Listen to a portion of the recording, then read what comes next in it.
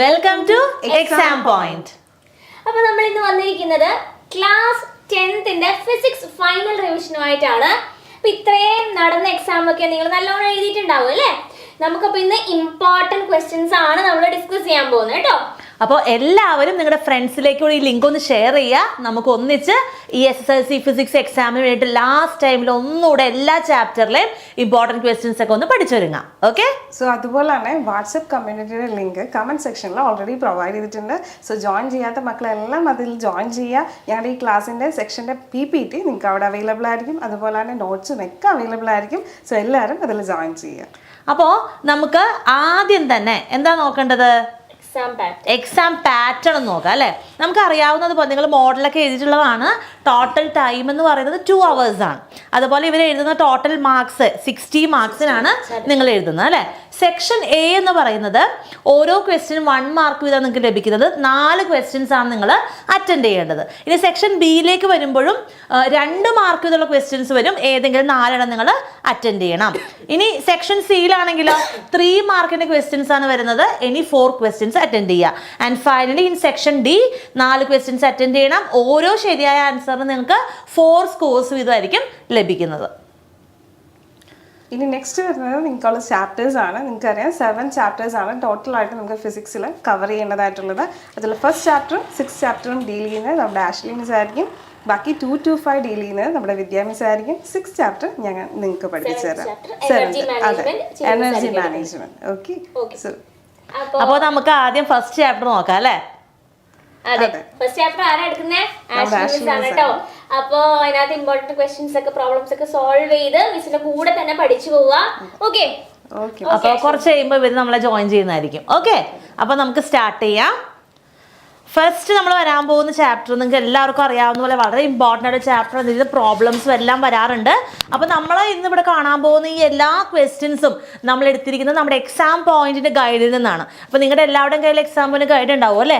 അത് വെച്ചായിരിക്കും നിങ്ങൾ പഠിക്കുന്നത്. സോ ഇമ്പോർട്ടൻ്റ് ആയിട്ടുള്ള ക്വസ്റ്റ്യൻസ് നമ്മൾ ഈ ഒരു ബുക്കിൽ നിന്ന് ഇന്ന് നിങ്ങളുടെ മുന്നിലേക്ക് വരികയാണ്. സോ എല്ലാ ക്വസ്റ്റ്യൻസും നിങ്ങളൊന്ന് ചെയ്യാൻ ശ്രമിക്കുക. ആൻസേഴ്സ് കമൻറ്റ് സെക്ഷനിൽ പറയുക. അപ്പോൾ നമുക്ക് സ്റ്റാർട്ട് ചെയ്യാം. ഫസ്റ്റ് ക്വസ്റ്റ്യൻ ഇവിടെ കൊടുത്തിരിക്കുന്നത് നോക്കിക്കേ. ഒരു ടേബിൾ കംപ്ലീറ്റ് ചെയ്യാനാണ്. And you have to complete this table based on the effects of electric current and energy. എന്താണ് ഫസ്റ്റ് നമ്മൾ ഫില്ല് ചെയ്യേണ്ടത് നോക്കിക്കേ. ഇലക്ട്രിക്കൽ അപ്ലയൻസ് ആയിട്ട് കൊടുത്തേക്കുന്നത് എന്താണ്? ബൾബാണ്. സോ ഈ ബൾബിൽ എന്ത് കൺവേർഷൻ ആണ് വരുന്നതെന്നാണ് നോക്കണ്ടേ. ഇലക്ട്രിക്കൽ എനർജി എന്തായിട്ട് മാറുന്നു? ബൾബിൽ നമുക്കറിയാം 2 ഫോംസ് ഓഫ് എനർജി വരുന്നുണ്ട് അല്ലേ? ഏതൊക്കെയാണ് വരുന്നത്? യെസ്, ലൈറ്റും വരുന്നുണ്ട്, അതുപോലെ തന്നെ ഹീറ്റും വരുന്നുണ്ട്. ഇനി അവിടെ ഉള്ളത് ലൈറ്റിംഗ് എഫക്റ്റ് ആണ് ഓൾറെഡി കൊടുത്തിട്ടുണ്ട്. ഇനി സെക്കൻഡ് ക്വസ്റ്റ്യനിലേക്ക് വരുമ്പോൾ B എന്താ പറയുന്നത്? ഇലക്ട്രിക് ഫാൻ എന്ന് പറയുന്നത് ഈ അപ്ലയൻസ് മെക്കാനിക്കൽ എനർജി ഉപയോഗിച്ചിട്ടാണ് എന്ത് ചെയ്യുന്നത്? വർക്ക് ചെയ്യുന്നത്. സോ അവിടെ എന്ത് എഫക്റ്റ് ആയിരിക്കും ഉണ്ടാവുക? മെക്കാനിക്കൽ എനർജി ഇൻവോൾവ് ആവുന്നിടത്ത് മെക്കാനിക്കൽ ഇഫക്റ്റ് ആയിരിക്കും വരുന്നത് അല്ലേ? So the effect will be mechanical. ഇനി third one electric iron. Electric അയണിനെ കുറിച്ചിട്ടാണ് പറയുന്നത്. അവിടെ ഹീറ്റിംഗ് ഇഫക്റ്റ് ആണെന്ന് കൊടുത്തിട്ടുണ്ട്, ഒരു ക്ലൂ കിട്ടിയിട്ടുണ്ട് അല്ലേ? സോ അവിടെ എന്ത് എനർജി ട്രാൻസ്ഫേഷൻ നടക്കുന്നത്? ഇലക്ട്രിക്കൽ എനർജി എന്തായിട്ട് മാറുന്നു? Yes, it changes into heat energy. വളരെ സിമ്പിൾ ആയിട്ടുള്ള ക്വസ്റ്റ്യൻ ആണ് അല്ലേ? യെസ്. ഇനി last one storage battery while charging. അവിടെ കെമിക്കൽ എനർജിയാണ് ഇൻവോൾവ് ആയിട്ടുള്ളതെന്ന് പറയുന്നുണ്ട്. അപ്പോൾ ഇലക്ട്രിക്കൽ എനർജി കെമിക്കൽ എനർജി ആയിട്ട് മാറുന്നു. അപ്പോൾ അവിടെ എന്ത് എഫക്റ്റ് ആയിരിക്കും ഉണ്ടാവുന്നത്? It will be the chemical effect. Okay അല്ലേ? സോ ആൻസേഴ്സ് ഇവിടെ ഒന്നുകൂടെ കൊടുത്തിട്ടുണ്ട്, നിങ്ങൾക്ക് വേണമെങ്കിൽ ഒന്ന് നോക്കാം. നമുക്ക് സെക്കൻഡ് ഒരു പ്രോബ്ലത്തിലേക്ക് പോകാം. നമുക്കറിയാം നിങ്ങൾക്ക് എപ്പോഴും കൺഫ്യൂഷൻസ് ഒക്കെ വരാൻ സാധ്യതയുള്ള പ്രോബ്ലംസിലാണ് അല്ലേ? അപ്പോൾ നമുക്ക് ഫസ്റ്റ് 2019 ടേം 1 വന്നൊരു ഇമ്പോർട്ടൻ്റ് ആയിട്ടുള്ള പ്രോബ്ലം കാണാം. The work done to move a charge of 2 coulomb between 2 points x and y in a conductor is 2 joules. അപ്പോൾ എന്താ കാൽക്കുലേറ്റ് ചെയ്യേണ്ടത്? We have to find out the potential difference between the points X and Y. എന്താണ് potential ഡിഫറൻസിൻ്റെ കണ്ടുപിടിക്കാനുള്ള നമ്മുടെ equation എന്ന് പറയുന്നത്? V is equal to W/Q എന്നാണ് അല്ലേ? യെസ്, അവിടെ കറക്റ്റായിട്ട് ആൻസർ പറയുന്നുണ്ട്. Work done per unit charge എന്ന് പറയുന്നുണ്ട് അല്ലേ? സോ ഇവിടെ നമുക്ക് തന്നിരിക്കുന്ന വാല്യൂസ് സബ്സ്റ്റിറ്റ്യൂട്ട് ചെയ്യുക. വർക്ക് ഡൺ എന്ന് പറയുന്നത് എത്രയാണ് ഇവിടെ? 2 joules ആണ്. ചാർജ് എന്ന് പറയുന്നത് എത്രയാണ്? 2 coulomb ആണ് അല്ലേ? സോ സബ്സ്റ്റിറ്റ്യൂട്ട് ചെയ്ത് കഴിയുമ്പോൾ what will you get? 2/2 U will get it as 1. And you have to write the unit also. എന്താണ് പൊട്ടൻഷ്യൽ ഡിഫറൻസിന്റെ യൂണിറ്റ്? വോൾട്ട് ആണ് അല്ലേ. സോ ആൻസർ എന്ത് വന്നു? 1 വോൾട്ട് എന്ന് വന്നു. ക്ലിയർ ആണോ? യെസ്. അപ്പോൾ എല്ലാവർക്കും ആൻസേഴ്സ് കിട്ടുന്നുണ്ടെന്ന് വിചാരിക്കുന്നു. പ്ലീസ് സോൾവ് വിത്ത് us കേട്ടോ. നമ്മൾ പറയുമ്പോൾ തന്നെ ഒന്ന് ചെയ്തു പോകാൻ ശ്രമിക്കുക. സോ നിങ്ങൾക്ക് എക്സാമിന് പെട്ടെന്ന് തന്നെ ചെയ്യാൻ പറ്റും. എപ്പോഴും പ്രോബ്ലം സോൾവ് ചെയ്യുമ്പോൾ യൂണിറ്റ് എഴുതാൻ മറക്കരുത്. ഓക്കെ, തേർഡ് ക്വസ്റ്റ്യൻ കാണാം. ഇവിടെ നമുക്ക് റിലേഷൻഷിപ്പ് ഐഡന്റിഫൈ ചെയ്തിട്ട് ഫസ്റ്റ് റിലേഷൻഷിപ്പ് വേർഡ് പെയറിന്റെ റിലേഷൻഷിപ്പ് മനസ്സിലാക്കിയതിന് ശേഷം സെക്കൻഡ് പെയർ കൃത്യമായിട്ട് ഫില്ല് ചെയ്യാനാണ് പറഞ്ഞിട്ടുള്ളത് കേട്ടോ. അപ്പോൾ ഫസ്റ്റ് വൺ നമുക്കൊന്ന് നോക്കാം. ടങ്സ്റ്റൺ ഇൻകാൻഡസെന്റ് ലാമ്പ് ആണ് അല്ലേ.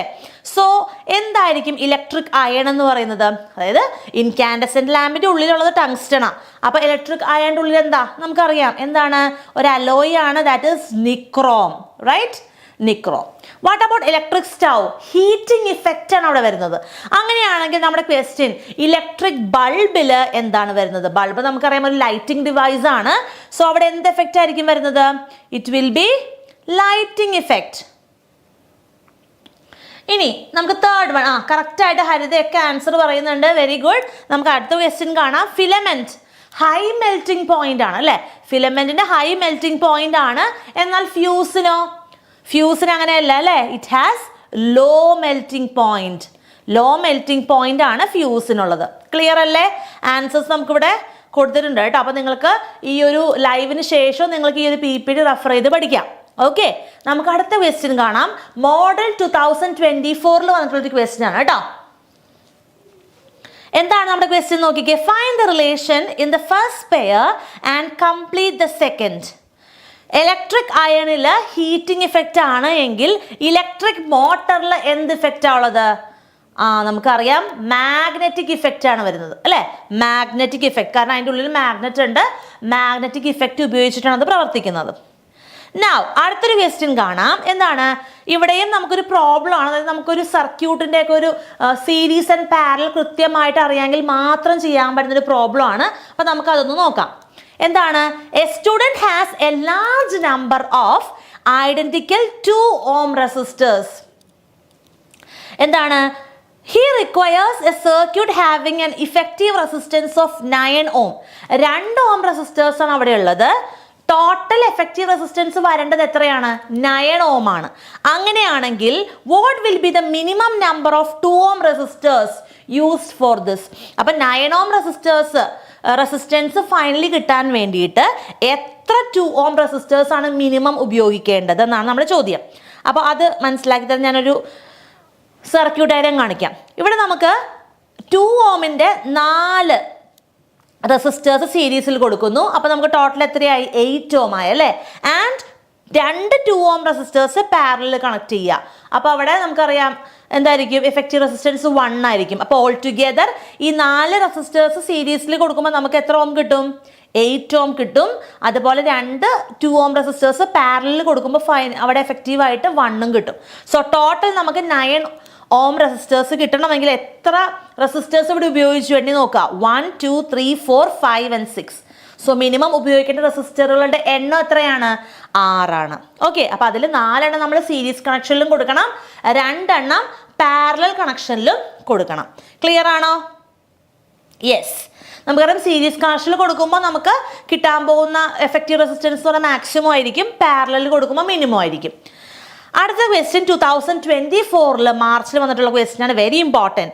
ഏത് മെറ്റീരിയലാണ് നമ്മൾ ഒരു ഇൻകാൻഡസെന്റ് ലാമ്പിൻ്റെ ഫിലമെന്റിൽ ഉപയോഗിക്കുന്നത്? നമുക്കറിയാം ടങ്സ്റ്റൺ ആണ്. ടങ്സ്റ്റൺ എന്ന് പറയുന്നത് it is having high melting point അല്ലേ. മോർ ദാൻ 1000 ആണ് അതിൻ്റെ മെൽറ്റിംഗ് പോയിന്റ് എന്ന് പറയുന്നത്.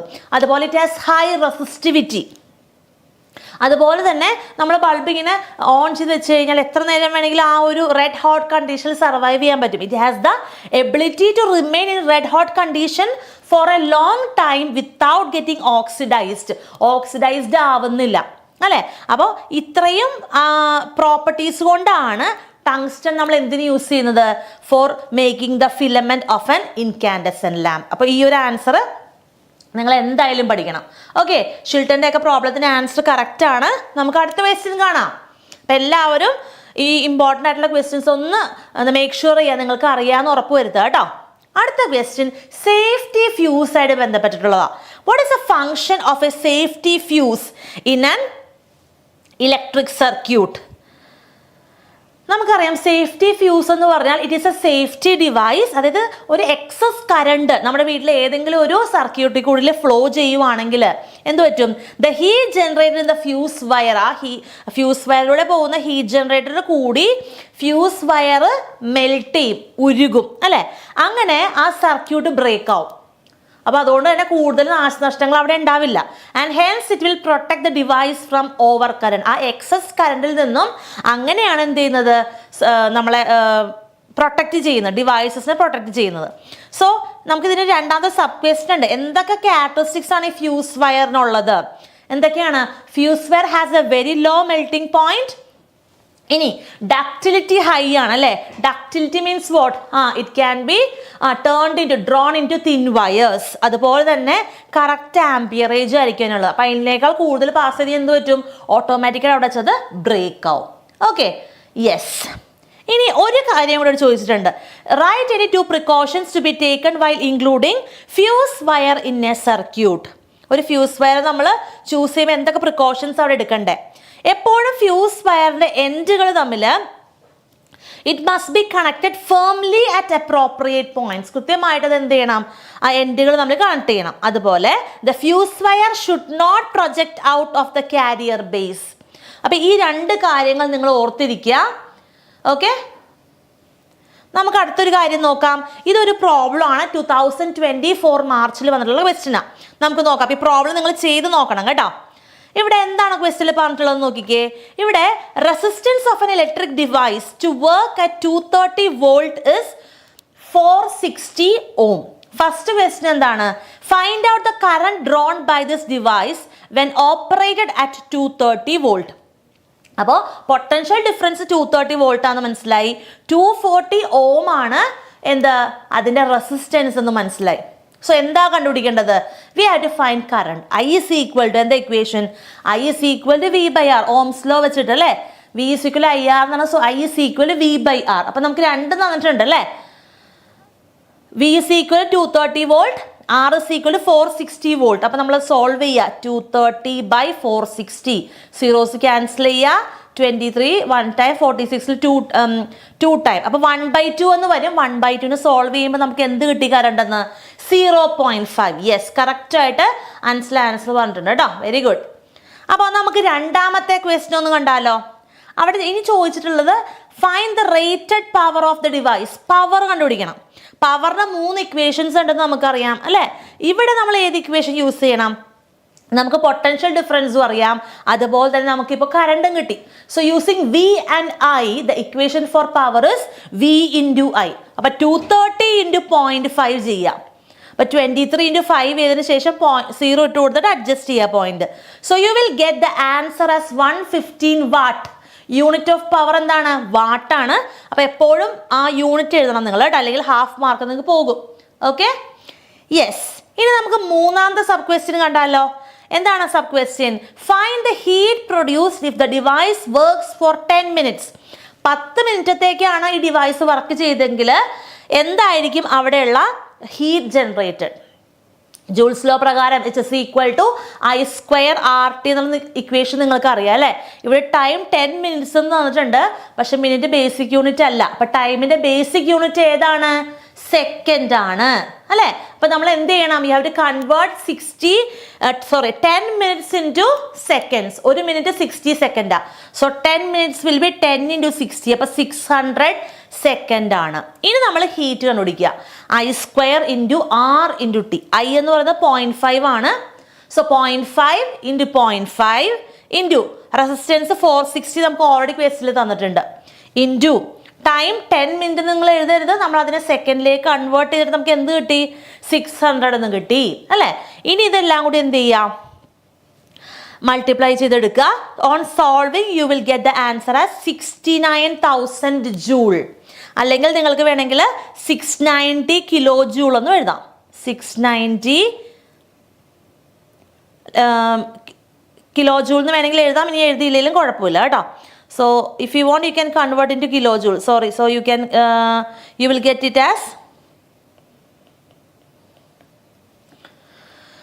ഓക്കെ, സോ കിലോയിലേക്ക് കൺവേർട്ട് ചെയ്യാൻ നിർബന്ധമില്ല. If you want you can convert. നമുക്ക് അടുത്ത ഒരു ക്വസ്റ്റ്യൻ കാണാം. Soldering iron of resistance 1250 ohm works with a supply of 200 volt. അപ്പം നമുക്ക് അവിടെ എന്തൊക്കെയാണ് കൊടുത്തേക്കുന്നത്? റെസിസ്റ്റൻസ് തന്നിട്ടുണ്ട് അല്ലേ, റെസിസ്റ്റൻസ് തന്നിട്ടുണ്ട്, അതുപോലെ പൊട്ടൻഷ്യൽ ഡിഫറൻസ് തന്നിട്ടുണ്ട്. എന്താണ് പവർ എന്നാണ് ചോദിച്ചിട്ടുള്ളത്. Okay, so what is a power there?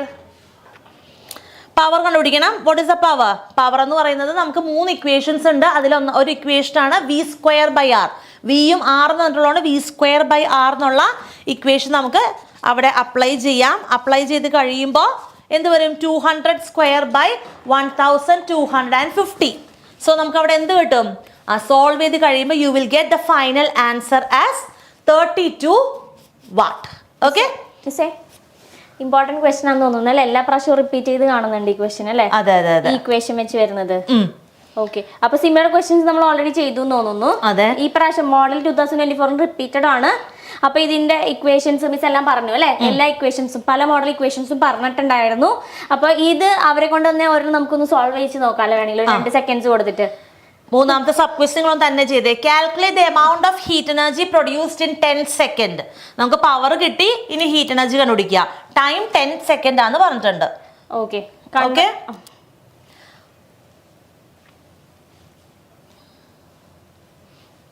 ചെയ്തവരൊന്ന് answer comment ചെയ്യാം കേട്ടോ. കിട്ടിയോ? വളരെ സിമ്പിൾ ആണ്.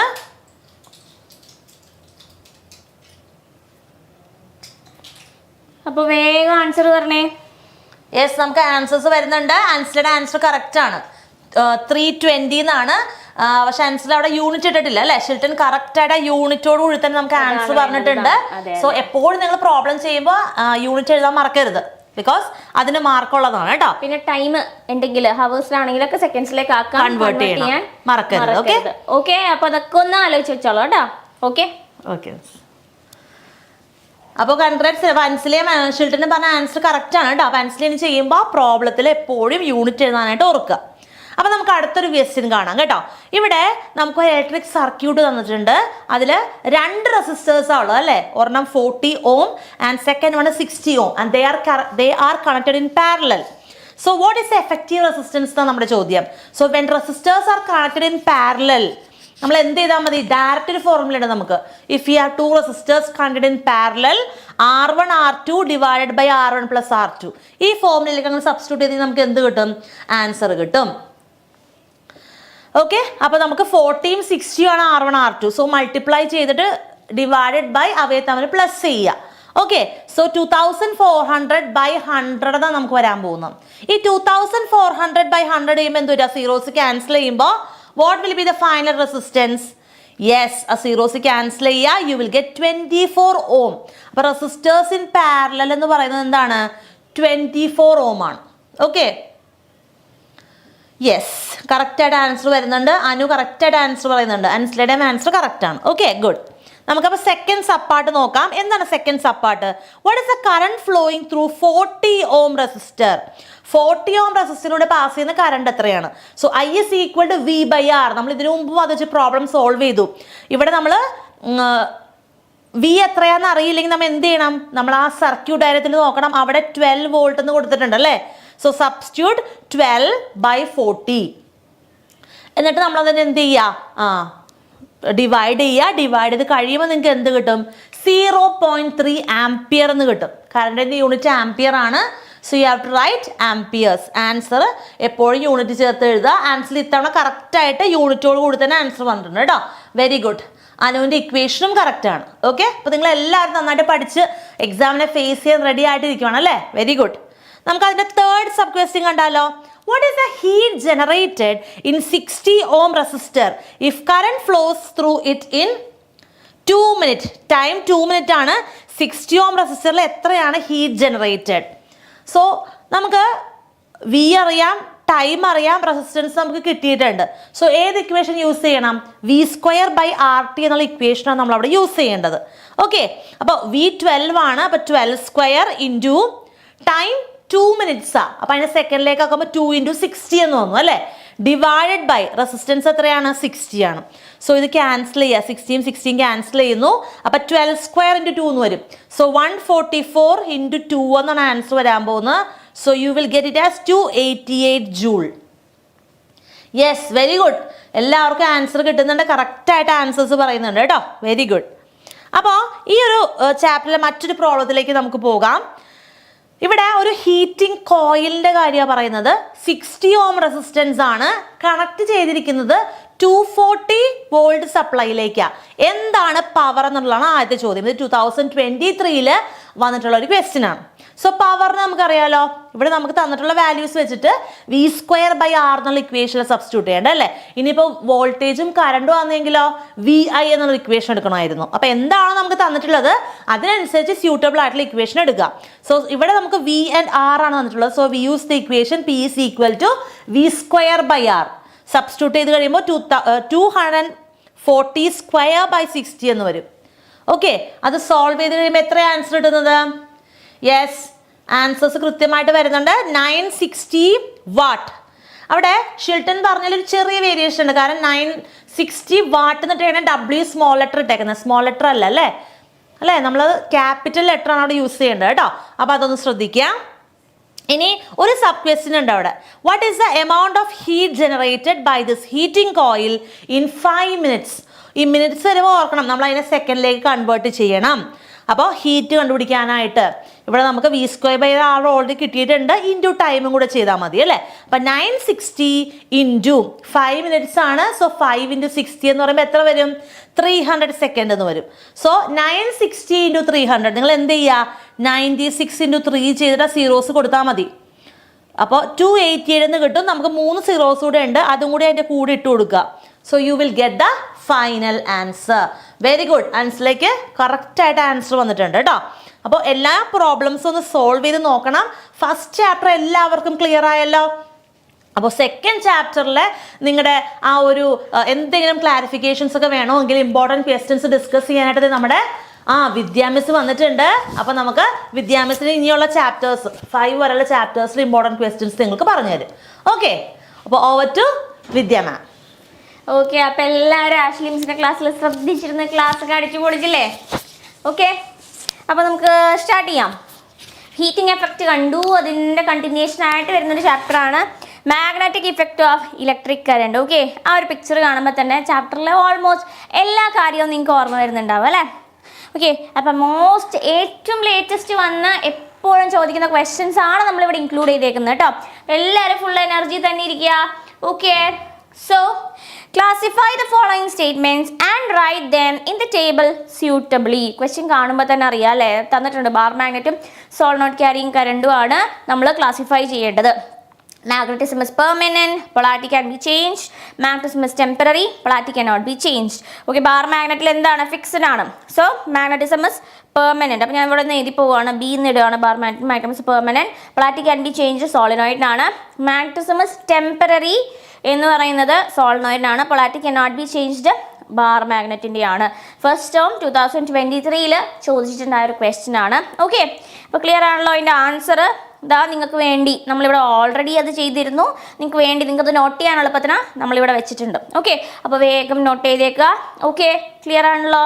ഇത് തന്നെ മറ്റൊരു വിധത്തിൽ ചിലപ്പോൾ കമ്പാരിസൺ ആയിട്ടും ചോദിക്കാം കേട്ടോ. സോളിനോയിഡും ബാർ മാഗ്നറ്റും എങ്ങനെയാണ് bar magnet becoming equivalent to a solenoid എന്നുള്ള രീതിക്കും നിങ്ങൾക്ക് ക്വസ്റ്റ്യൻ എക്സ്പെക്ട് ചെയ്യാം. ഓക്കെ, അടുത്തത് സിമ്പിൾ ആയിട്ടുള്ള റൂളാണ്. Name the rule to determine the direction of magnetic field around a straight conductor carrying current. Okay, straight കണ്ടക്ടറിന് ചുറ്റുമുള്ള മാഗ്നറ്റിക് ഫീൽഡ് കണ്ടുപിടിക്കാനുള്ള ഡയറക്ഷൻ എന്താണ്? മാഗ്നറ്റിക് ഫീൽഡ് കണ്ടുപിടിക്കാനുള്ള റൂൾ എന്താണെന്നാണ്. മാറിപ്പോയി. മാഗ്നറ്റിക് ഫീൽഡ് കണ്ടുപിടിക്കാനുള്ള റൂൾ എന്താണെന്നാണ് ചോദിച്ചിരിക്കുന്നത്. സിമ്പിൾ ആണല്ലോ. എന്താണ്? നമ്മൾ ഇങ്ങനെ ഒരു കണ്ടക്ടർ, ഇതാണ് നമ്മുടെ കറണ്ട് ക്യാരിയിങ് കണ്ടക്ടർ നമ്മൾ കയ്യിൽ പിടിച്ചിട്ടുണ്ടെങ്കിൽ this is my right hand, thumb indicates the direction of current. The direction in which the fingers encircle the conductor. Fingers എങ്ങനെയാണോ കണ്ടക്ടറിനെ ചുറ്റി പിടിച്ചിരിക്കുന്നത്, that direction gives the direction of magnetic field. So that is the right hand thumb rule. Right hand thumb rule ആണ് ഇവിടെ വരുന്നത്. Okay, clear ആണല്ലോ? അടുത്ത question. Solenoids are used to make electromagnets. Electromagnets ഉണ്ടാക്കാൻ സോളിനോയിഡ്സിനെ ഉണ്ടാക്കാൻ ഇലക്ട്രോമാഗ്നറ്റ്സ് നമ്മൾ യൂസ് ചെയ്യാറുണ്ട്. ഓക്കെ, ഇനി ക്വസ്റ്റ്യൻ ചോദിച്ചിരിക്കുന്നത് നോക്കാം. മോഡൽ 2022 ക്വസ്റ്റ്യൻ ആണ്. സോളിനോയിഡ് തന്നെ എന്താണ്? ഇത് ഇലക്ട്രോമാഗ്നറ്റ് ആണ്, പെർമനന്റ് അല്ല, ടെമ്പററി ആണല്ലേ. കറണ്ട് പാസ് ചെയ്യുമ്പോൾ മാത്രം എന്താണ്, അതൊരു മാഗ്നറ്റ് ആയിട്ട് മാറുന്നതാണ്. So if the direction of DC through the solenoid at the end facing us clockwise. Simple ആയിട്ടുള്ള ക്വസ്റ്റ്യൻ ആണ്.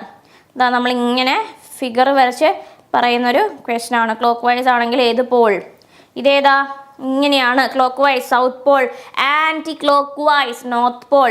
So which magnetic pole is developed at this end? ഇനി suggest 2 methods increase magnetic field strength of solenoid. നമ്മുടെ മാഗ്നറ്റിക്സിന്റെ ചാപ്റ്ററിൽ universal ആയിട്ട് എഴുതാൻ പറ്റുന്ന answer ആണ്. മാഗ്നറ്റിക് ഫീൽഡ് സ്ട്രെങ്ത് ഇൻക്രീസ് ചെയ്യാൻ എന്താ ചെയ്യേണ്ടത്? കറണ്ട് ഇൻക്രീസ് ചെയ്യാൻ, നമ്പർ ഓഫ് ടേൺസ് ഇൻക്രീസ് ചെയ്യുക. ഇങ്ങനെ ആ ഒരു സ്ട്രെങ്ത് റിലേറ്റഡ് ക്വസ്റ്റ്യൻ വന്നാൽ ഇതെല്ലാ സ്ഥലത്തും നമുക്ക് എഴുതാവുന്നതാണ്. Okay, very good. Answer correct ആണ് കേട്ടോ. അപ്പോൾ ആൻസർ എന്താ വരുന്നത്? ഓൾറെഡി അവിടെ ചോദിച്ചിട്ടുണ്ട്. And facing us clockwise ആണ് ഞാൻ നോക്കുമ്പോൾ അവിടെ ഡെവലപ്പ് ചെയ്യുന്നത് സൗത്ത് പോൾ. ആ യൂണിവേഴ്സിൽ എഴുതാൻ പറ്റുന്ന എല്ലാ ക്വസ്റ്റ്യനും അല്ല കേട്ടോ, മാഗ്നറ്റിസം റിലേറ്റഡ് സ്ട്രെങ്ത് ഇൻക്രീസിങ് ചോദിച്ചു കഴിഞ്ഞാൽ എന്തൊക്കെ എഴുതാം? എന്താണ്? സ്പീഡ് കുറഞ്ഞോ? കമന്റ്സ് ഒന്നും കാണുന്നില്ലല്ലോ. Increase the number of turns, അതുപോലെ തന്നെ increase the intensity of electric current. അടുത്തത്, the given figures are related to a current carrying solenoid. Current carrying solenoid ആയിട്ട് റിലേറ്റ് ചെയ്ത ഫിഗർ ആണ്. അപ്പോൾ which figure is correct? Illustrate. Okay, നിങ്ങൾ പറയുന്ന answer correct ആയതുകൊണ്ടാണ്, തൊട്ട് പ്രീവിയസ് ക്വസ്റ്റിലെ ആൻസർ ആയതുകൊണ്ടാണ് ഞാൻ അത് വീണ്ടും വായിച്ചു പോകാതിരുന്നത്. എൻ്റെ കൂടെ തന്നെ എന്ത് ചെയ്യുക, ആൻസേഴ്സ് പറഞ്ഞു പോവാം കേട്ടോ. ഓക്കെ, അപ്പോൾ എന്താ പറഞ്ഞിരിക്കുന്നത്? ഏത് ഫിഗറാണ് കറക്റ്റ് എന്ന് ചോദിച്ചിട്ടുണ്ട്. ഓക്കെ, ഇവിടെ എന്താ ചെയ്യേണ്ടത്? നമ്മൾ clockwise anticlockwise rule ഉപയോഗിച്ചിട്ട് വേണം ഇത് ചെയ്യാൻ. ഓക്കെ, ക്ലിയർ ആണല്ലോ. അപ്പോൾ ഈ കേസിനകത്ത് നെഗറ്റീവ്, പോസിറ്റീവ് ടു നെഗറ്റീവ്, ഇങ്ങനെയാണ് കറണ്ട് പോകുന്നത്. ഇങ്ങനെയാണ് കറണ്ട് പോകുന്നതെങ്കിൽ സൗത്ത് പോൾ ആയിരിക്കുമോ? തെറ്റല്ലേ. ഇങ്ങനെ പോകുന്നെങ്കിൽ നോർത്ത് പോളാണ് വരേണ്ടത്, ആൻറ്റി ക്ലോക്ക് വൈസ് ആണ്. ഇനി ഇവിടെ എന്താ? ക്ലോക്ക് വൈസ് ആണ്. അപ്പോൾ നോർത്ത് പോൾ ഒന്നും തന്നിട്ടുണ്ട്, തെറ്റാണ്. അപ്പോൾ ആൻസർ സി ആണ്. നോക്കിക്കേ, പോസിറ്റീവ് ടു നെഗറ്റീവ് പോകുന്നു, that is anticlockwise പോകുന്നു, then we see it as a north pole. Clear ആണല്ലോ. എക്സ്പ്ലനേഷൻ ആണ് ഇവിടെ പറഞ്ഞിരിക്കുന്നത്. ഞാൻ പറഞ്ഞ കാര്യങ്ങൾ തന്നെയാണ് ഇവിടെ എഴുതിയിരിക്കുന്നത്. അതൊന്ന് ജസ്റ്റ് നോട്ട് ചെയ്ത് പോവുക കേട്ടോ. സി ആയിരുന്നു ആൻസർ. കൺഫ്യൂഷൻസ് തീർന്നോ?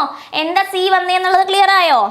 അടുത്തത്, observe the diagram of A current carrying conductor AB suspended freely between the poles of a U magnet using a thin conductor. Okay, അപ്പോൾ അവിടെ ഓൾറെഡി ഒരു യു ഷേപ്ഡ് മാഗ്നറ്റ് ഇതാ നിങ്ങൾക്ക് ഇവിടെ കാണാം. അതിലേക്ക് ഒരു കറണ്ട് ക്യാരിയിങ് കണ്ടക്ടർ ഫ്രീ ആയിട്ട് സസ്പെൻഡ് ചെയ്തിട്ടുണ്ട്. ഓക്കെ, അപ്പോൾ നോക്കിക്കോളൂ, ഡയറക്ഷനുമായിട്ട് ബന്ധപ്പെട്ട ക്വസ്റ്റ്യൻ ആണ് ചോദിക്കാൻ പോകുന്നത്. അതുകൊണ്ട് തന്നെയാണ് ഡയറക്ഷൻസ് നിങ്ങൾക്ക് അവിടെ തന്നിട്ടുള്ളത്. Okay, in which direction will the conductor AB move when the switch is made on? In the direction given by P, in the direction given by Q. Okay, clear ആണല്ലോ. അപ്പോൾ പിയിലേക്കാണോ ക്യൂവിലേക്കാണോ ഡിഫ്ലക്റ്റ് ചെയ്യാന്നാണ് ചോദിച്ചിട്ടുള്ളത്. കറണ്ടിൻ്റെ direction വെച്ചിട്ട് നോക്കുക. നോക്കിക്കേ, current എങ്ങനെയാണ്? ഇങ്ങനെയാണ് ഇതിലൂടെ current pass ചെയ്യുന്നത് അല്ലേ. ഇവിടെ നമ്മൾ നമ്മുടെ റൂള് യൂസ് ചെയ്യണം. ആ റൂൾ യൂസ് ചെയ്തിട്ട് വേണം ആൻസറിലേക്ക് എത്താൻ. അറിയാവുന്നവർ കമൻറ്റ് ചെയ്തേ. Name the rule that helps to find this direction. ഇനി write two method reverse the direction of motion of the conductor. 4 മാർക്കിന് മോഡൽ 2023 ചോദിച്ചിട്ടുള്ള ക്വസ്റ്റ്യൻ ആണ് കേട്ടോ. ഓക്കെ, അപ്പോൾ എന്താണ്? ഡയറക്ഷൻ ഇൻഡിക്കേറ്റഡ് ബൈ പി ആണ്. അതിന് ഫ്ലെമിങ്സ് ലെഫ്റ്റ് ഹാൻഡ് റൂൾ ആണ് യൂസ് ചെയ്തിട്ടുള്ളത്. Fleming's left hand rule, thumb, അതുപോലെ തന്നെ 4 ഫിംഗർ, മിഡിൽ ഫിംഗർ. നമുക്കിതിനും ഒരു കോഡുണ്ട് ഓർത്ത് വെക്കാനായിട്ട്. ഓക്കെ, ആ കോഡ് നമുക്കറിയാലോ. ആ കോഡിൽ എന്താ വരുന്നത്? Father, mother and child. F indicates the force, M indicates the M വരുന്നത് magnetic field and child, C indicates the induced current എന്നാണ് നമ്മൾ പറയാറ്.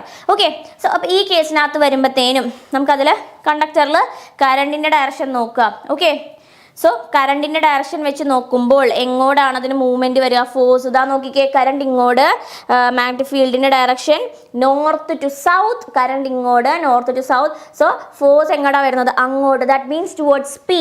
ക്ലിയർ ആണല്ലോ, ടുവേർഡ്സ് പി. ഇനി അപ്പോൾ 2 ചോദ്യത്തിന് ഉത്തരമായി.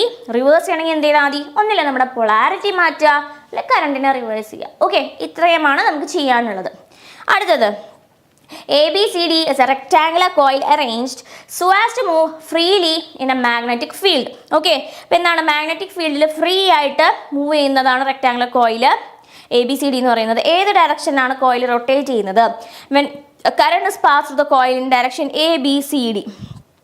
എ ബി സി ഡി എന്ന് കറണ്ട് കൊടുത്തു കഴിഞ്ഞാൽ അത് ആ ഫോഴ്സ് ആലോചിക്കാം. ഓക്കെ, അത് ഏത് ഡയറക്ഷനിലായിരിക്കും റൊട്ടേറ്റ് ചെയ്യുന്നത്. ഇനി why commutator is necessary for the continuous rotation of the coil. Okay, commutator എന്തിനാണ് യൂസ് ചെയ്യുന്നതെന്നും ചോദിച്ചിട്ടുണ്ട്. ഓക്കെ, അപ്പോൾ എന്താ വരുന്നത്? ആൻറ്റി ക്ലോക്ക് വൈസ് ഡയറക്ഷൻ പറയാൻ എന്താ?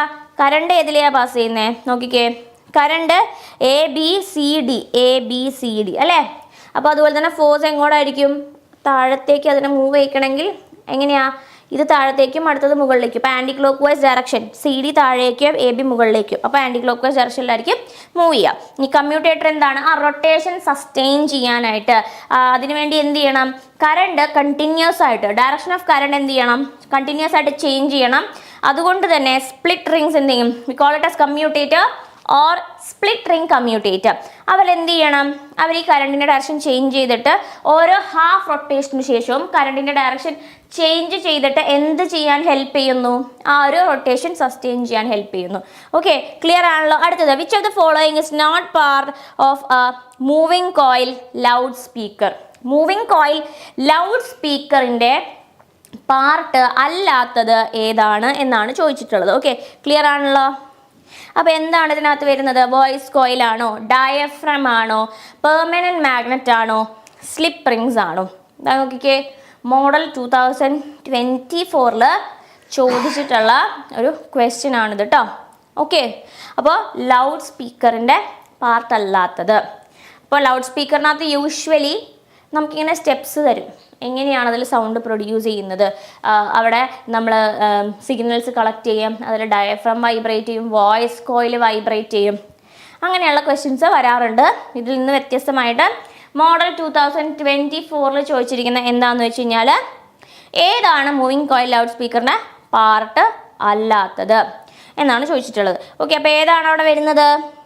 വോയിസ് കോയിൽ ഉണ്ട്, ഡയഫ്രം ഉണ്ട്, പെർമനൻറ്റ് മാഗ്നറ്റ് ഉണ്ട്, സ്ലിപ്പ് റിങ്സ് ഉണ്ട്. നമ്മുടെ സ്ലിപ്പ് റിങ്സ് എവിടെയാണ് വരുന്നത്? സ്ലിപ്പ് റിങ്സ് വരുന്നത് നമ്മുടെ AC ജനറേറ്ററിൻ്റെ കൂടെ. DC ജനറേറ്ററിൽ കറണ്ട് ഒരേ ഡയറക്ഷനിൽ മൂവ് ചെയ്യാനായിട്ട് DC ജനറേറ്ററിലാണ് ആര് വരുന്നത്? Split rings. ഓക്കെ, AC-നെ DC ആക്കി കൺവേർട്ട് ചെയ്യാൻ അവിടെയാണ് സ്പ്ലിറ്റ് റിങ്സ് വരുന്നത്. നമുക്ക് നമ്മുടെ ലൗഡ് സ്പീക്കറിന് സ്ലിപ്പ് റിങ്സിൻ്റെ ആവശ്യമുണ്ടോ? ഇല്ല അല്ലേ? അപ്പോൾ അവിടെ ഓഡ് വൺ ഔട്ട് വരുന്നത് സ്ലിപ്പ് റിങ്സ് ആണ്. ഓക്കെ, ഹരിത ചോദിച്ചോളൂ, ഡൗട്ട്സ് ഉണ്ടെങ്കിൽ ചോദിച്ചോളൂ.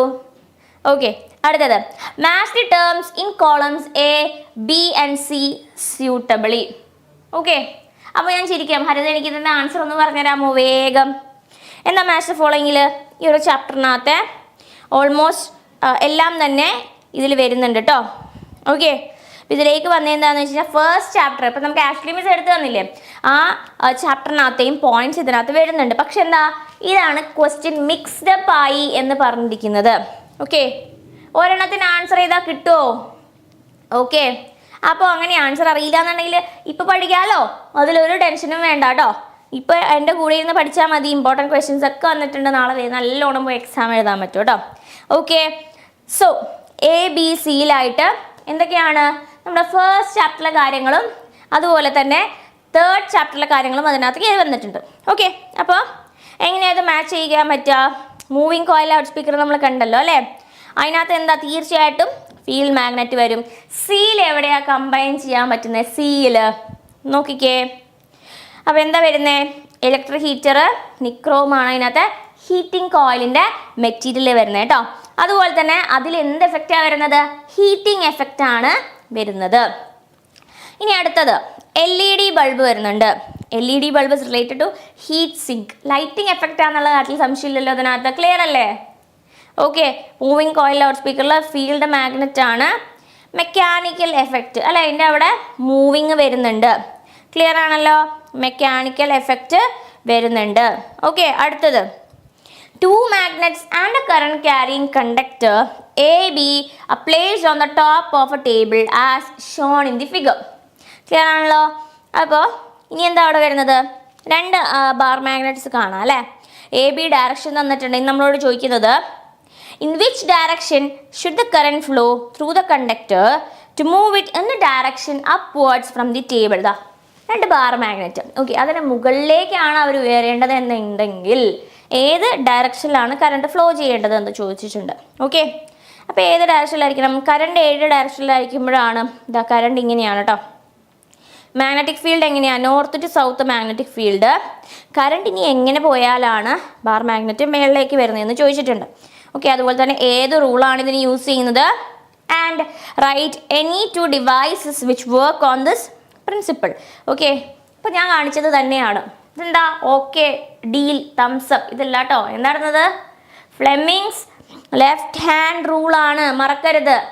ഓക്കെ, അപ്പോൾ കാര്യമായിട്ട് തന്നെ കറക്റ്റ് എക്സാമിന് വേണ്ടി തന്നെ പിടിച്ച് ഇങ്ങനെ എന്താ കറക്റ്റായിട്ട് അത് ഹോൾഡ് ചെയ്ത് നോക്കിയിട്ട് ആൻസർ എഴുതുക. ഓക്കെ, അപ്പോൾ എന്തൊക്കെയാണ് വരുന്നത്? ഫോഴ്സ് മുകളിലേക്കാണെങ്കിൽ കറണ്ട് ഏത് ഡയറക്ഷനിലായിരിക്കണം? Current is from A to B, right? Clear ആണല്ലോ. Upwards from the table, force വേണ്ടത് upwards from the table. And magnetic field വരുന്നത് നോർത്ത് ടു സൗത്ത്. ഓക്കെ, കിട്ടിയല്ലോ. ഇനി അടുത്തത് ഏതൊക്കെയാ ഡിവൈസസ് വരുന്നത്? Electric motor, moving coil, loudspeaker. എന്ത് principle work ചെയ്യുന്നതാണ്? ഈ ഒരു പ്രിൻസിപ്പിൾ എന്താണെന്ന് പറയുന്നത്? Motor principle. ഒരു കണ്ടക്ടർ ഒരു മാഗ്നറ്റിക് ഫീൽഡിൽ പ്ലേസ് ചെയ്ത് കഴിഞ്ഞാൽ അതെന്ത് ചെയ്യും? അതിനൊരു ഫോഴ്സ് എക്സ്പീരിയൻസ് ചെയ്യും.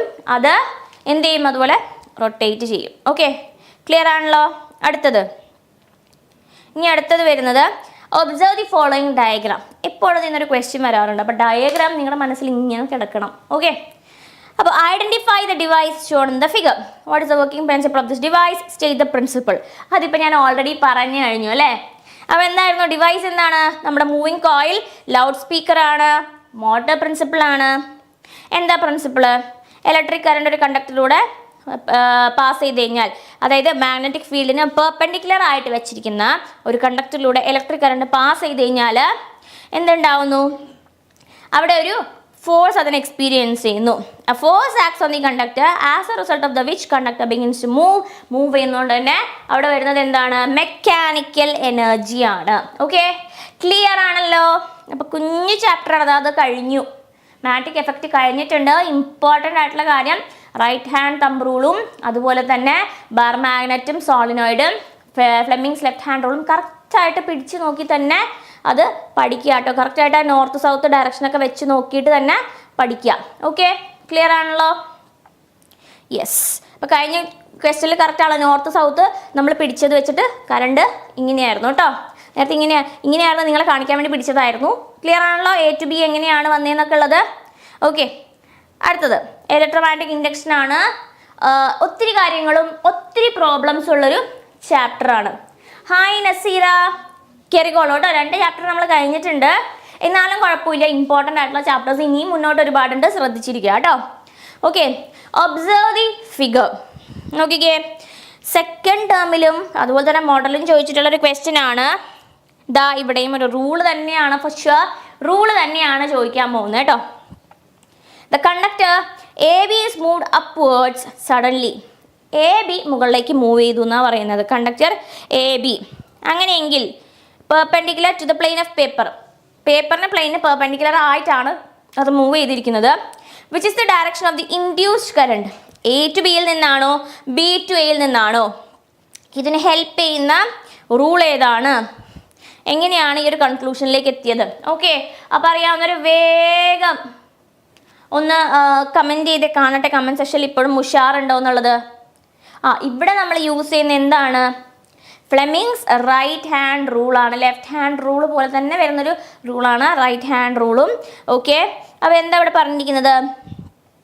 ഒരു conductor it's moving perpendicular to the magnetic field, stretch the 4 finger. എന്തൊക്കെയാണ്? 4 finger, middle finger and thumb of the right hand in a mutually perpendicular direction. ഈ 4 ഫിംഗർ റെപ്രസെൻറ്റ് ചെയ്യുന്നത്, ഓക്കെ, ഇവിടെ കുറച്ച് വ്യത്യാസമുണ്ട്. എന്താണെന്ന് വെച്ച് കഴിഞ്ഞാൽ നമ്മുടെ 4 ഫിംഗർ റെപ്രസെൻറ്റ് ചെയ്യുന്നത് മാഗ്നറ്റിക് ഫീൽഡിനെയും, തമ്പ് ഇൻഡിക്കേറ്റ് ചെയ്യുന്നത് ഡയറക്ഷൻ ഓഫ് മോഷൻ ഓഫ് എന്താണ്? കറണ്ടിനെയും, മിഡിൽ ഫിംഗർ റെപ്രസെൻറ്റ് ചെയ്യുന്നത് ഡയറക്ഷൻ ഓഫ് കറണ്ടിനെയാണ്. ഇവിടെയും എഫ് ഫാദർ മദർ ചൈൽഡ് എന്നുള്ള ആ ഒരു ടിപ്പ് നിങ്ങൾക്ക് യൂസ് ചെയ്യാവുന്നതാണ്. ഓക്കെ, അപ്പോൾ അങ്ങനെയെങ്കിൽ കറണ്ടിൻ്റെ ഡയറക്ഷൻ നോക്കിക്കേ. മാഗ്നറ്റിക് ഫീൽഡ് വരുന്നത് നോർത്ത് ടു സൗത്ത് ആണ് അല്ലേ? അപ്പോൾ ഇങ്ങനെ വരും, തിരിച്ച് അങ്ങോട്ട് വരും, north to south, force A to B. അപ്പോൾ കറണ്ട് എങ്ങോട്ടാണ് വരേണ്ടത്? ബി ടു എ ആണ് വരേണ്ടത്. ക്ലിയർ ആയല്ലോ? ദാ ഇവിടെ റൈറ്റ് ഹാൻഡ് റൂൾ വെച്ചിട്ട് നമുക്കത് പറയാവുന്നതാണ് കേട്ടോ. ഓക്കെ, ക്ലിയർ ആണല്ലോ? എങ്ങനെയാണ് വന്നതെന്നുള്ളത്, കൈ പിടിക്കുന്നത് എങ്ങനെയാണെന്ന് ആലോചിച്ച് കഴിഞ്ഞാൽ അത് പിന്നെ ബൈ ഹാർട്ട് ആക്കേണ്ട കാര്യമില്ല. ആൻസർ വരുന്നത് B2A. ഇനി അടുത്ത ക്വസ്റ്റ്യനിലേക്ക് പോവാം. 2 stages of experiment conducted with a solenoid and a magnet is given below. Magnets shown in figure A and figure B are stationary magnet and a moving magnet. Question കാണുമ്പോൾ തന്നെ answer അറിയാലേ. എന്താണ് figure എയും figure ബിയും? Just ഒരു 4 conditions ഉണ്ട് അതിനകത്ത്. രണ്ടും moving ആണെങ്കിൽ നോ ഡിഫ്ലക്ഷൻ, അതുപോലെ തന്നെ രണ്ടും സ്റ്റേഷനറി ആണെങ്കിൽ no deflection. If the magnet comes towards goes away from the coil there is a deflection. അതുപോലെ തന്നെ ഇഫ് ദ മാഗ്നറ്റ് സ്റ്റേഷനറി ആയിട്ട് coil comes towards or comes away moves away ആണെങ്കിൽ there is a deflection, right? So ഈ കേസിനകത്ത് എന്തിനെ നമുക്ക് എന്തുള്ളൂ? Deflection ഉള്ളൂ. ബിയിൽ അടുത്തേക്ക് വരുന്നുണ്ട് അല്ലേ. അപ്പോൾ നമുക്ക് നോക്കാം. എയിൽ അതവിടെ സ്റ്റേഷനറി ആയിട്ടാണ് പറഞ്ഞിട്ടുണ്ട്. അപ്പോൾ സെക്കൻഡ് കേസിലാണ് അവിടെ ഡിഫ്ലക്ഷൻ ഉള്ളൂ.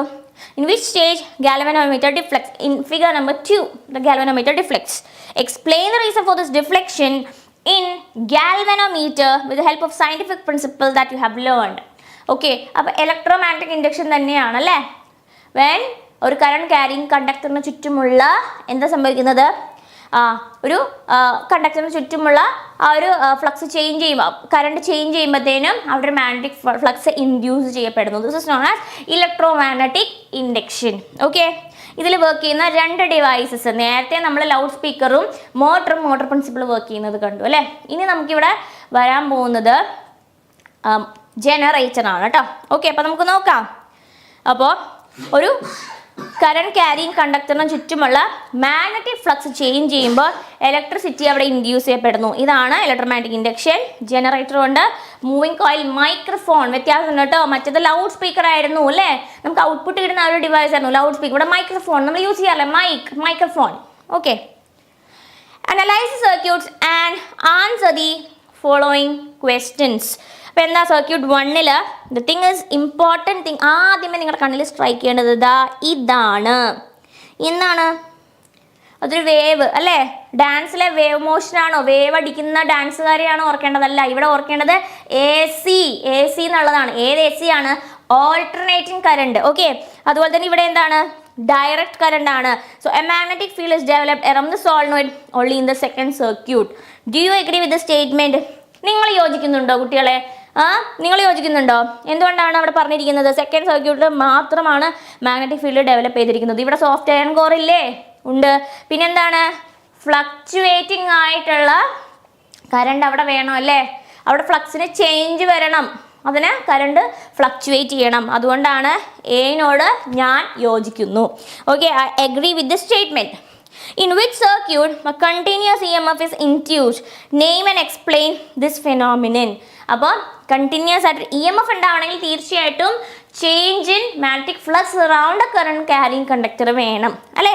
സോ ഏതിനകത്താണ് വരുന്നത്? ഇതാ ലേറ്റസ്റ്റ് ആയിട്ടുള്ള ക്വസ്റ്റ്യൻ ആണ് കേട്ടോ. മാർച്ച് 2024 ചോദിച്ചിട്ടുള്ള ലേറ്റസ്റ്റ് ആയിട്ടുള്ള ഒരു ക്വസ്റ്റ്യൻ ആണ്. ഓക്കെ, സോ എന്ന് പറയുന്നത് എന്താണ്? എയുടെ ആൻസർ ഞാൻ പറഞ്ഞു അല്ലേ, ഒപ്പീനിയനുമായിട്ട് യോജിക്കുന്നുണ്ടോ എന്നുള്ളതായിരുന്നു. Solenoid only in the second circuit. Okay, അപ്പോൾ യോജിക്കുന്നുണ്ട് എന്ന് ഞാൻ പറഞ്ഞു അല്ലേ. ഏത് കേസിലാണ് അത് വരുന്നത്? ഈ ഒരു ചേഞ്ചിങ് EMF ഉള്ളത് സർക്യൂട്ട് 2ന്റെ കേസിലാണ്. 1ലും എന്ത് ചെയ്യുന്നുണ്ട്? നമുക്ക് എന്ത് കാണാൻ പറ്റും? 2ലും വരുന്നുണ്ട്. ഓക്കെ, എഴുതുമ്പോൾ ശ്രദ്ധിച്ച് എഴുതുക. അതായത് ഈ ഒരു ടോട്ടൽ കാര്യം എന്താ പറഞ്ഞിരിക്കുന്നത്? ഒരു ഫിഗറിനെ അല്ല, 2 ഫിഗറിനെയും. ഓക്കെ, എത്ര പേര് ഞാൻ ആ പറഞ്ഞതിൽ ശ്രദ്ധിച്ചു? എത്ര പേര് അവിടെ കമൻറ്റ് ഇട്ടു നോക്കട്ടെ. ഓക്കെ, ഇങ്ങനത്തെ മൈന്യൂട്ട് കാര്യങ്ങളാണ് കേട്ടോ നിങ്ങൾ ശ്രദ്ധിക്കേണ്ടത്. ഓക്കെ, അപ്പോൾ എന്താണ്? 2ലും മാഗ്നറ്റിക് ഫ്ലക്സ് ഇൻഡ്യൂസ് ചെയ്യുന്നുണ്ടോ? ഉണ്ട് എന്നുള്ളതാണ്. Okay, so do you agree with this statement? Clear ആണല്ലോ. സെക്കൻഡ് സർക്യൂട്ടിൽ മാത്രമല്ല 2ലും ഉണ്ടാകുന്നുണ്ട്, പക്ഷെ ചേഞ്ച് മാഗ്നറ്റിക് ഫ്ലക്സ് ഉള്ളത് സെക്കൻഡിലാണ്. കണ്ടല്ലോ. But in the first circuit field steady, അതവിടെ കഴിഞ്ഞു. ഫീൽഡ് ഉണ്ടാകുന്നുണ്ട് and that steady. In the second circuit varying ആണ്, AC ആയതുകൊണ്ട്. സർക്യൂട്ട് 2ലാണ് കണ്ടിന്യൂസ് EMF, അവിടെ കണ്ടിന്യൂസ് കറണ്ട് ചേഞ്ച് ചെയ്യാണ് അല്ലേ. So that is actually self induction. എന്താണ്? സെയിം കോയിലിൽ കറണ്ട് ചേഞ്ച് ചെയ്ത് മാഗ്നറ്റിക് ഫ്ലക്സിൽ ചേഞ്ച് ചെയ്യാറും അവിടെ തന്നെ ഒരു EMF ഇൻഡ്യൂസ് ചെയ്തു. That's actually the back EMF. Okay, so the phenomena where an EMF is induced in a coil when a varying current passes through the same coil. Clear ആണല്ലോ. Self induction clear അല്ലേ? അടുത്തത് what is observed while switching on the circuit switch on ചെയ്യുമ്പോൾ ഇവിടെ നോക്കിക്കേ, നമ്മൾ ആ wave ഇവിടെ കാണാനില്ല അല്ലേ, അത് ഡയറക്റ്റ് കറണ്ട് ആണ്. ഇനി അപ്പോൾ എന്താ സംഭവിക്കുന്നത്? What is observed on keeping the circuit in the switched on position. Circuit switched on പൊസിഷനിൽ വെക്കുമ്പോൾ എന്താണ് കാണാൻ പറ്റുന്നതെന്ന് ചോദിച്ചിട്ടുണ്ട്. അതുപോലെ തന്നെ സർക്യൂട്ട് സ്വിച്ച് ഓഫ് ചെയ്യുമ്പോൾ എന്ത് കാണാൻ പറ്റും? ഇനി ഇത് നമ്മുടെ വേവ്, ഓക്കെ, ആ AC കൊണ്ട് റീപ്ലേസ് ചെയ്ത് കഴിഞ്ഞാൽ എന്ത് പറ്റും എന്നും ചോദിച്ചിട്ടുണ്ട്. ഈ ഫസ്റ്റ് കേസിൽ നമുക്ക് എന്താണ്, ബൾബ് ഗ്ലോ ചെയ്യും അല്ലേ. ഇനി അടുത്തത് ഓൺ ചെയ്ത് വെച്ച് കഴിഞ്ഞാൽ അവിടെ നമുക്ക് എന്താ കാണാൻ പറ്റുന്നത്? യെസ്, പറഞ്ഞോ, കേൾക്കുന്നുണ്ട് കേട്ടോ, നിങ്ങളുടെ കമൻസ് ഒക്കെ കാണുന്നുണ്ട്, നിങ്ങൾ ചോദിച്ചോളൂ. ബൾബ് ഫസ്റ്റ് ഗ്ലോ ചെയ്യും, ഓക്കെ, എന്നിട്ട് എന്ത് ചെയ്യുന്നു? സർക്യൂട്ട് സ്വിച്ച് ഓഫ് ചെയ്യുമ്പോഴത്തേനും മ്യൂച്വൽ ഇൻഡക്ഷൻ, രണ്ട് കോയിലില്ലേ, ഒരു കോയിലിനകത്ത് ഫ്ലക്സ് ചേഞ്ച് കാരണം മറ്റൊരു കോയിലിൽ ഉണ്ടാവുന്ന ഒരു EMF പ്രൊഡക്ഷനെയാണ്, ഓക്കെ, അതിനെയാണ് നമ്മൾ മ്യൂച്വൽ ഇൻഡക്ഷൻ എന്ന് വിളിക്കുന്നത്. ഓക്കെ, അതുകൊണ്ടാണ് അപ്പോൾ എന്താ പറ്റുന്നത്? ഒരു മ്യൂച്വൽ ഇൻഡക്ഷൻ കാരണം ഫസ്റ്റ് ഗ്ലോ ചെയ്യുന്നു, പിന്നെ അത് അണഞ്ഞു പോകുന്നു. ഓക്കെ, ഇനി കുറേ നേരത്തേക്ക് വെച്ച് കഴിഞ്ഞാൽ എന്ത് പറ്റും? മാഗ്നറ്റിക് ഫ്ലക്സിൽ വേരിയേഷൻ ഒന്നും ഇല്ല അല്ലേ. അപ്പോൾ എന്ത് ചെയ്യുന്നു? അവിടെ ബൾബിന് ഗ്ലോ ചെയ്യാൻ പറ്റില്ല. നെക്സ്റ്റ് കേസ് എന്ന് പറയുമ്പോൾ സ്വിച്ച് ഓഫ് ചെയ്ത് കഴിഞ്ഞാൽ അപ്പോഴും ഡിഫ്ലക്ഷൻ വന്നു അല്ലേ. ഓൺ ചെയ്യുമ്പോഴും ഓഫ് ചെയ്യുമ്പോഴും അവിടെ ഫ്ലക്സിന് ഒരു ചെറിയ മാറ്റമുണ്ട്. അപ്പോൾ മൊമെൻ്ററി ആയിട്ട് ആ ഒരു മൊമെൻറ്റിലേക്ക് അത് എന്ത് ചെയ്യുന്നു? ഗ്ലോ ചെയ്യുന്നു, പിന്നെ അണഞ്ഞു പോകുന്നു. ഓക്കെ, AC ഉപയോഗിച്ച് കഴിഞ്ഞാൽ തീർച്ചയായിട്ടും എന്താണ്? ചേഞ്ചിങ് മാഗ്നറ്റിക് ഫ്ലക്സ് അവിടെ ഉണ്ടാവുന്നുണ്ട്. ഓക്കെ, ചേഞ്ചിങ് മാഗ്നറ്റിക് ഫ്ലക്സ് അവിടെ ഉണ്ടാവുന്നുണ്ട്. അതുപോലെ തന്നെ എന്തും വരുന്നുണ്ട്, അതുകൊണ്ട് തന്നെ ബൾബ് അവിടെ ഗ്ലോ ചെയ്യുന്നുണ്ട്. സിയിൽ അങ്ങനെ ഗ്ലോ ചെയ്യില്ല കേട്ടോ, ബിയിലാണ് അങ്ങനെ ഗ്ലോ ചെയ്യുന്നത്. ABCയിലെ കാര്യമാണ് ചോദിച്ചിരിക്കുന്നത്. അപ്പോൾ എന്താ പറഞ്ഞിരിക്കുന്നത്? AC ആക്കി മാറ്റിക്കഴിഞ്ഞാൽ Aയിൽ സ്വിച്ച് ഓൺ ചെയ്യുമ്പോൾ, ഓൺ ചെയ്ത് വെക്കുമ്പോൾ, ഓഫ് ചെയ്യുമ്പോഴില്ല. അതുപോലെ തന്നെ അതങ്ങനെ വെച്ച് കഴിയുമ്പോഴത്തേനും ABയിലാണ് അത് കറക്റ്റായിട്ട് നടക്കുന്നത്, സിയിൽ അത് നടക്കുന്നില്ല. ഓക്കെ, നഷീദ ചാപ്റ്റർ നമുക്ക് പറയാൻ പറ്റുന്നതെന്ന് വെച്ചാൽ ഫസ്റ്റ് ചാപ്റ്ററിനകത്ത് പ്രോബ്ലംസ് ഒക്കെ തന്നെ ഇപ്പോഴത്തെ ഒരു ട്രെൻഡ് വെച്ചിട്ട് ഫസ്റ്റ് ചാപ്റ്ററിലെ പ്രോബ്ലംസ് ഒക്കെ ഇമ്പോർട്ടൻ്റ് ആണ്. എല്ലാ ചാപ്റ്ററിലും നിങ്ങൾക്ക് ക്വസ്റ്റ്യൻസ് എക്സ്പെക്ട് ചെയ്യാം. പിന്നത്തെ കാര്യം എന്ന് വെച്ച് കഴിഞ്ഞാൽ ഇപ്പോൾ ഇലക്ട്രോമാഗ്നറ്റിക് ഇൻഡക്ഷനിൽ തിയറിയും പ്രോബ്ലംസും കൂടുതലുള്ള ചാപ്റ്ററാണ് ഫസ്റ്റ് ചാപ്റ്റർ, അതുപോലെയാണ്. അപ്പോൾ അതിൽ നിന്ന് നിങ്ങൾക്ക് ചിലപ്പോൾ കുറച്ച് ക്വസ്റ്റ്യൻസ് കൂടുതൽ എക്സ്പെക്ട് ചെയ്യാം. ഓക്കെ, പക്ഷെ ഒരു ചാപ്റ്റർ പോലും സ്കിപ്പ് ചെയ്യാതിരിക്കുക കേട്ടോ. പിന്നെ എപ്പോഴും വരുന്നൊരു കാര്യം എന്ന് വെച്ചാൽ ലാസ്റ്റത്തെ ചാപ്റ്ററൊക്കെ ചിലപ്പോൾ തിയറി ചാപ്റ്റർ ആണല്ലോ, എനർജി മാനേജ്മെൻറ്റിൻ്റെ ചാപ്റ്റർ തിയറി ചാപ്റ്റർ ആണല്ലോ എന്ന് കരുതി അത് പിന്നത്തേക്ക് വെച്ച് അത് അത്ര ഇമ്പോർട്ടൻസ് കൊടുക്കാതെ പോകാറുണ്ട്. അതിൽ നിന്നും ഈക്വൽ മാർക്സിന് തന്നെ ക്വസ്റ്റ്യൻസ് വരും. അപ്പോൾ ചെറിയൊരു വ്യത്യാസം മാത്രമേ ഏതെങ്കിലും ഒരു 2 ചാപ്റ്റേഴ്സിൽ നിന്ന് നിങ്ങൾക്ക് കൂടുതൽ വരത്തുള്ളൂ. ഓക്കെ, അപ്പോൾ നഷീദ ക്ലാസ് ശ്രദ്ധിച്ചിരിക്കുക കേട്ടോ. വെരി ഗുഡ്, അറ്റൻറ്റീവായിട്ട് ഇരിക്കുന്നുണ്ട്. ബാക്കിയും കൂടി ശ്രദ്ധിച്ച് കമൻറ്റ് സെക്ഷനിൽ ഉഷാറായിട്ട് ആൻസേഴ്സ് അറിയിക്കുക കേട്ടോ. Okay, yes. അപ്പോൾ ക്വസ്റ്റ്യനിലേക്ക് പോവാം. Differentiate between A step up and A step down transformer. Step up and step down transformer തമ്മിൽ ഡിഫറൻഷിയേറ്റ് ചെയ്യുക. Okay, step up, what is step up? എന്താണ്? വോൾട്ടേജ് ഇൻക്രീസ് ചെയ്യാൻ. സ്റ്റെപ്പ് ഡൗൺ വോൾട്ടേജ് ഡിക്രീസ് ചെയ്യാനായിട്ട് നമ്മൾ use ചെയ്യുന്നതാണ് അല്ലേ. Okay, അപ്പോൾ number of turns അതിനകത്ത് അതനുസരിച്ച് പറയണം. അപ്പോൾ നമുക്ക് വേഗത്തിലൊന്ന് നോക്കാം. അതുപോലെ തന്നെ സിമ്പിളിൽ അതെങ്ങനെ റെപ്രസെൻറ്റ് ചെയ്യാം എന്നുള്ളതും കാണിച്ചിട്ടുണ്ട്.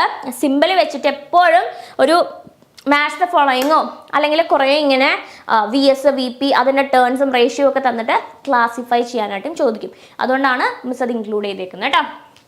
ഓക്കെ, അപ്പോൾ സ്റ്റെപ്പ് അപ്പ് ട്രാൻസ്ഫോമർ. സ്റ്റെപ്പ് അപ്പിൽ എന്താണ്? സ്റ്റെപ്പ് അപ്പിൽ വോൾട്ടേജ് ആണ് കൂട്ടുന്നത്. വോൾട്ടേജ് കൂട്ടുന്ന സ്ഥലത്ത് കറണ്ട് കുറവായിരിക്കും അല്ലേ. അപ്പോൾ കറണ്ട് കുറവായതുകൊണ്ട് തന്നെ അവിടെ നമ്പർ ഓഫ് ടേൺസ് എന്താണ്? Number of turns in secondary greater ആയിരിക്കും. അവിടെ കറണ്ടിനെ വിത്ത്സ്റ്റാൻഡ് ചെയ്യണ്ടല്ലോ, നമ്പർ ഓഫ് ടേൺസ് അവിടെ സെക്കൻഡറിയിൽ കൂടുതലായിരിക്കും. തിക്ക് വയേഴ്സ് പ്രൈമറിയിലായിരിക്കും, ബിക്കോസ് അവിടെ കറണ്ട് കൂടുതലാണ്. നേരെ ഓപ്പോസിറ്റ് ആണ് സ്റ്റെപ്പ് ഡൗൺ ട്രാൻസ്ഫോമറിന്. സെക്കൻഡറി കോയിലുള്ള നമ്പർ ഓഫ് ടേൺസ് എന്ന് പറയുന്നത് എന്താണ്? It is less than that of primary coil. Clear ആണല്ലോ? സെക്കൻഡറിയിൽ കുറവായിരിക്കും ആൻഡ് അവിടെ തിക്ക് വയേഴ്സ് ആയിരിക്കും. സെക്കൻഡറിയിലാണ് സ്റ്റെപ്പ് ഡൗണിൽ കറണ്ട് കൂടുതൽ, സെക്കൻഡറിയിൽ വോൾട്ടേജ് കുറവായിരിക്കും. സ്റ്റെപ്പ് ഡൗൺ അല്ലേ. തിൻ വയേഴ്സ് എവിടെയാണ്? പ്രൈമറിയിലാണ്. തിക്ക് വയേഴ്സ് സെക്കൻഡറിയിലാണ്. ഓക്കെ, അപ്പോൾ ഈ ഒരു റിലേഷൻ ഒന്ന് വേഗത്തിൽ നോക്കി പോവുക. ഇപ്പോൾ നമ്മൾ പറഞ്ഞത് തന്നെ സിമ്പിൾസ് ചെയ്തേക്കാണ്. സ്റ്റെപ്പ് അപ്പിൽ voltage greater than step primary, ഇവിടെ secondary less than primary. Here current എങ്ങനെയാണ്?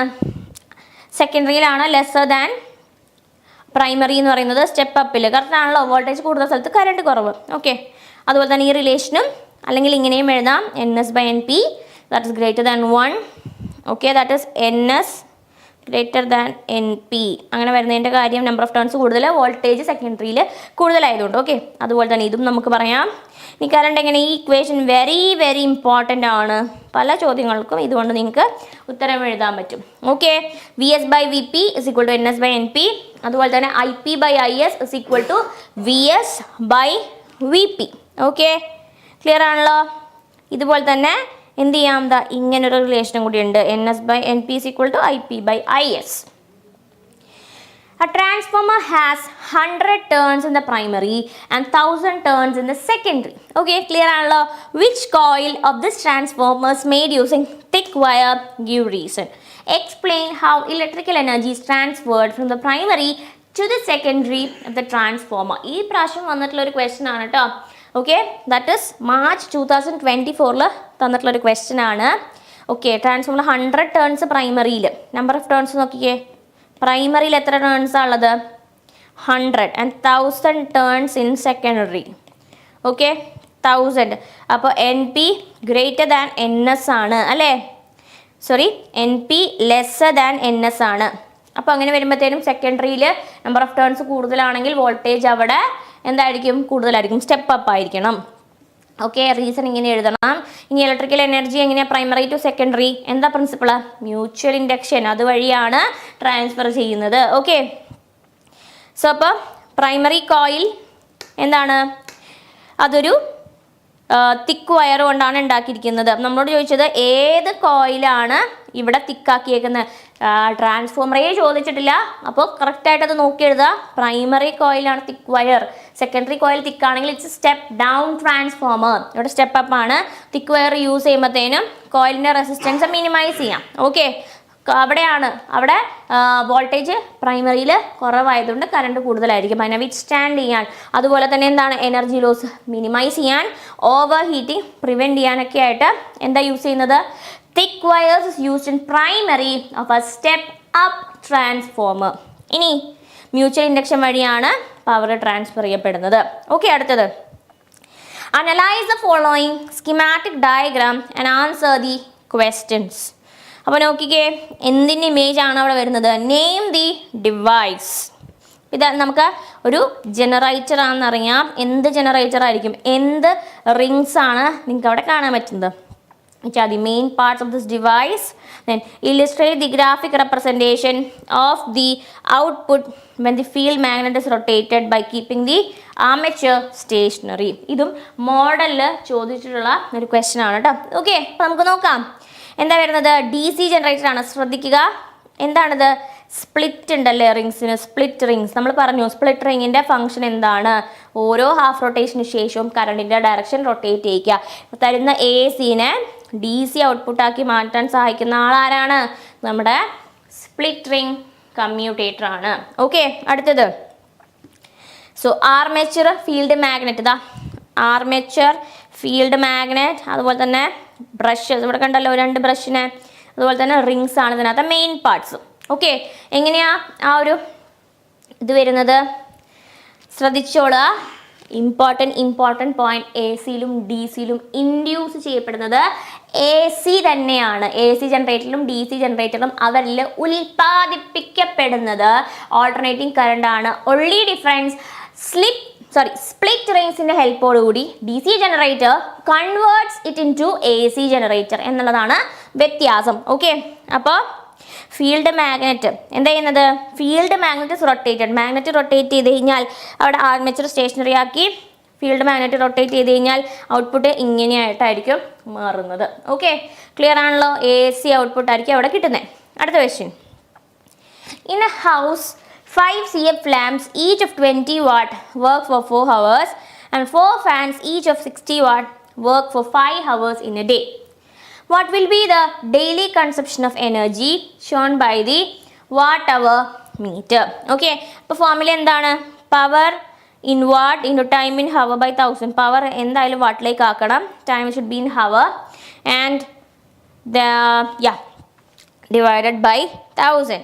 ഓക്കെ, അപ്പോൾ നമ്മളിവിടെ ചെയ്യുമ്പോൾ 5 CF lamp എന്ന് പറയുമ്പോൾ 5 × 20 × 4 അതാണ് അവരവിടെ ചെയ്യുന്ന വർക്ക്. ഇനി 4 ഫാൻസ്, 4 × 60 × 5, അതാണ് അവിടുത്തെ ടോട്ടൽ പവർ വരുന്നത്. That is power into time. Okay, എല്ലാം വാട്ടിലാണ്, എല്ലാം ഹവേഴ്സിലാണ്. ക്ലിയർ ആണല്ലോ?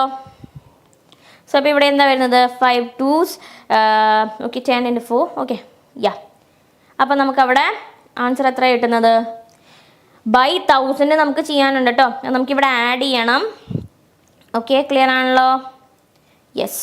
ഇനി നെക്സ്റ്റ് വരുന്നത്, ഓക്കെ, അപ്പോൾ ഇതൊന്ന് സബ്സ്റ്റിറ്റ്യൂട്ട് ചെയ്യുക. സബ്സ്റ്റിറ്റ്യൂട്ട് ചെയ്ത് വരുമ്പോഴത്തേനും, ഓക്കെ ക്ലിയർ ആണല്ലോ? യെസ്, ഇതാണ് നമുക്ക് വരുന്നത്. So that gives you yes into 440 എന്നാണ് നമുക്ക് വരുന്നത്. ഓക്കെ, അപ്പോൾ നമുക്ക് നോക്കാം. യെസ്, അപ്പോൾ ഇവിടെ എന്താ വരുന്നത്? ഓക്കെ, ഞാനിവിടെ 40 എന്ന് സബ്സ്റ്റിറ്റ്യൂട്ട് ചെയ്തിട്ടുണ്ടായി. നമുക്കതൊന്ന് കറക്റ്റ് ചെയ്യാം. ഓക്കെ, അപ്പോൾ എന്താ വരുന്നത്? ഇതിനെ ഫസ്റ്റ് എടുക്കുമ്പോഴത്തേനും വി ഗെറ്റ് 400 ബൈ 1000, റൈറ്റ്? അപ്പോൾ 0.4 യൂണിറ്റ്സ് ആണ് ഫസ്റ്റ് വരുന്നത്. ക്ലിയർ ആണല്ലോ? അപ്പോൾ എങ്ങനെയാണ് ചെയ്തിരിക്കുന്നത്? 5 × 20 × 4 യൂണിറ്റ്സ് ഫസ്റ്റ് കണ്ടുപിടിച്ചു. Okay, by 1000 we get, okay, then we do 4 × 60 × 5 by 1000, എന്നിട്ട് നമ്മൾ അതിനെ ആഡ് ചെയ്യണം. ഓക്കെ, അപ്പോൾ രണ്ടും കൂടി ആഡ് ചെയ്യുമ്പോഴത്തേനും ടോട്ടൽ യൂണിറ്റ്സ് എത്രയാണ്? ഒന്നും ചെയ്യേണ്ടതല്ല, ജസ്റ്റ് അത് കണ്ടുപിടിക്കുക, ഡെസിമൽസ് ആക്കുക. Okay, 0.4 plus 1.2, that is 1.6 units. Clear ആണല്ലോ? സിമ്പിൾ ആയിട്ടുള്ള ഒരു ക്വസ്റ്റൻ ആണ് കേട്ടോ. അടുത്തത്, explain the difference between short circuit and overloading. Theory question ആണ്, വളരെ സിമ്പിളാണ്. അതായത് വയേഴ്സിൻ്റെ പോസിറ്റീവ് നെഗറ്റീവ് ടെർമിനൽസും തമ്മിൽ കോണ്ടാക്റ്റിൽ വരുമ്പോൾ, അല്ലെങ്കിൽ 2 വയേഴ്സ്, 2 വയേഴ്സ് ഫ്രം മെയിൻസിലുള്ള 2 വയേഴ്സ് കോണ്ടാക്റ്റിൽ വരുമ്പോഴൊക്കെയാണ് എന്ത് പറ്റുന്നത്? അവിടെ ഷോർട്ട് സർക്യൂട്ട് ഉണ്ടാകുന്നത്. ഓവർലോഡിംഗ് എന്ന് വെച്ച് കഴിഞ്ഞാൽ ഒരു സോക്കറ്റിലേക്ക് നമുക്ക് കൊടുക്കുന്നതിനും അപ്പുറം, അതായത് ഒരു സർക്യൂട്ടിലേക്ക് അതിന് താങ്ങാവുന്നതിനപ്പുറം നമ്മൾ എന്താണ് ലോഡ് കൊടുത്തു കഴിഞ്ഞാൽ overloading. Okay, so total power of all the appliances is more than what the circuit can withstand. Clear ആണല്ലോ? അടുത്തതിലേക്ക് പോവാം. ആ ട്രാൻസ്ഫോമർ മെത്തേഡ് പവർ ലോസ് ശ്രദ്ധിക്കുക. ഇതെന്താ പവർ ലോസ് ഇല്ലാത്തതെന്ന് ഉദ്ദേശിക്കുന്നത്? Out power is equal to, ideal ട്രാൻസ്ഫോമറിൽ output power is equal to input power, അതാണ് ഉദ്ദേശിക്കുന്നത്. ഇൻപുട്ട് എത്രയാണ്? 250 വോൾട്ട് ആണ്. Okay, power loss works at an input of 250 volt. Input of 250 volt എന്ന് പറയുമ്പോൾ പ്രൈമറി വോൾട്ടേജ് ആണ് 250, and current of 1 ampere flows through the secondary. Okay, 1 ampere ആണ്. അതുപോലെ തന്നെ സെക്കൻഡറി പവർ എന്ന് പറയുന്നത് എത്രയാണ്? 50 വാട്ട് ആണ്. ഇനി നമ്മളോട് ചോദിച്ചിരിക്കുന്നത് വിച്ച് ടൈപ്പ് ഓഫ് ട്രാൻസ്ഫോമർ, ഏത് ടൈപ്പ് ഓഫ് ട്രാൻസ്ഫോമർ എന്നാണ് പറഞ്ഞിരിക്കുന്നത്. അപ്പോൾ ഇതിനകത്ത് ഓക്കെ, ദിസ് വാസ് പവറാ തന്നിരുന്നത് അല്ലേ? പവർ. ഓക്കെ, ഞാൻ PS എന്ന് എടുക്കുന്നു. ഇനി നമുക്ക് എങ്ങനെ കണ്ടുപിടിക്കാം? VS is equal to IS is equal to power in secondary. So VS is equal to power in secondary by 1, that is equal to എത്രയാണ് വരുന്നത്? ദാറ്റ് ഇസ് 50 എന്ന് തന്നെ വരുന്നു, 50 വോൾട്ട് എന്ന് തന്നെ വരുന്നു. അപ്പോൾ ഏതാ കൂടുതൽ? VP ആണോ അതോ VS ആണോ? So VS is less than VP അല്ലേ? VS less than VP, voltage in secondaries less than VP എന്ന് വെച്ച് കഴിഞ്ഞാൽ ലെസ് ആണല്ലേ? സെക്കൻഡറിയിൽ ലെസ് ആണെങ്കിൽ സ്റ്റെപ്പ് ഡൗൺ അല്ലേ സെക്കൻഡറിയിൽ വോൾട്ടേജ് കുറയുമ്പോൾ? ഓക്കെ, ഇനി what's a working principle of transformer? ട്രാൻസ്ഫോമറിൻ്റെ വർക്കിംഗ് പ്രിൻസിപ്പിൾ എന്താണ് ട്രാൻസ്ഫോമറിൻ്റെ working principle specifically? That is mutual induction. Calculate the current through primary കൂടിയുള്ള കറണ്ട് എന്താണെന്ന് നമുക്ക് നോക്കാം. ഓക്കെ, അപ്പോൾ എന്താ വരുന്നത്? ഇവിടെ നമ്മൾ സ്റ്റെപ്പ് ഓൾറെഡി കാണിച്ചു, സ്റ്റെപ്പ് ഡൗൺ ട്രാൻസ്ഫോമർ ആണ്, മ്യൂച്വൽ ഇൻഡക്ഷൻ ആണ്. ഓക്കെ, അപ്പോൾ ഇതിൻ്റെ ആൻസർ വേഗം ഒന്ന് കമൻറ്റ് ചെയ്തേ. അതൊന്ന് കണ്ടുപിടിക്കും വരെ നമുക്കൊരു ചെറിയ ബ്രേക്കിന് പോയിട്ട് വരാം.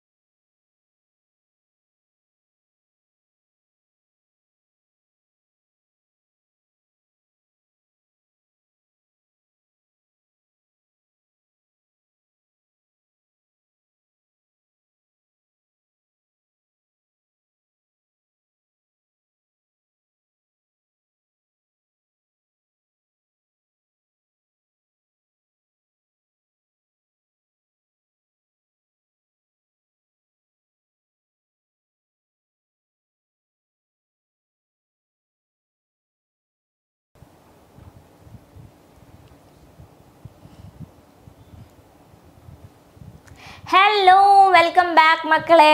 അപ്പോൾ ആ ക്വസ്റ്റ്യൻ നോക്കിയോ? അപ്പോൾ എന്താ പറഞ്ഞിരിക്കുന്നുണ്ടായെന്ന് നമുക്ക് കണ്ടുപിടിക്കേണ്ടിരുന്നത് കറണ്ട് ത്രൂ പ്രൈമറി ആണ്. വി പി ഉണ്ട്, പിന്നെ എന്താണ് വി എസ് ഉണ്ട്, പിന്നെ ഐ എസ് ഉണ്ട്. ഐ പി കണ്ടുപിടിക്കാൻ ബുദ്ധിമുട്ടുണ്ടോ? I P is equal to V S I S by V P.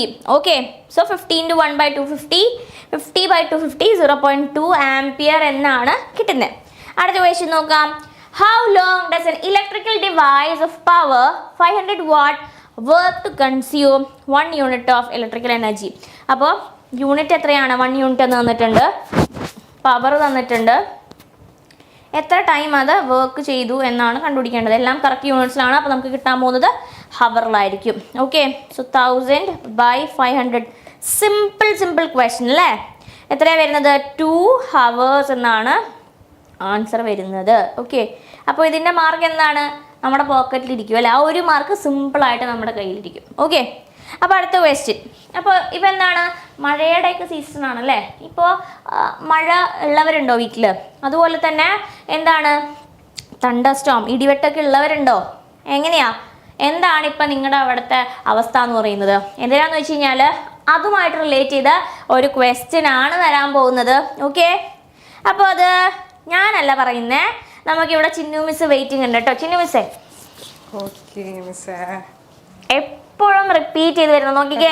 വർഷം എഴുതി ഇവിടെ സ്ഥലം തികഞ്ഞിട്ടില്ല, അത്രയും പ്രാവശ്യം റിപ്പീറ്റ് ചെയ്ത മോഡലില് കണ്ട ഒരു ക്വസ്റ്റ്യൻ ആയിരുന്നു. Okay, natural disaster occur frequently in Kerala. If the walls of our house are wet due to flood, the chance of getting an electric shock is higher അല്ലേ?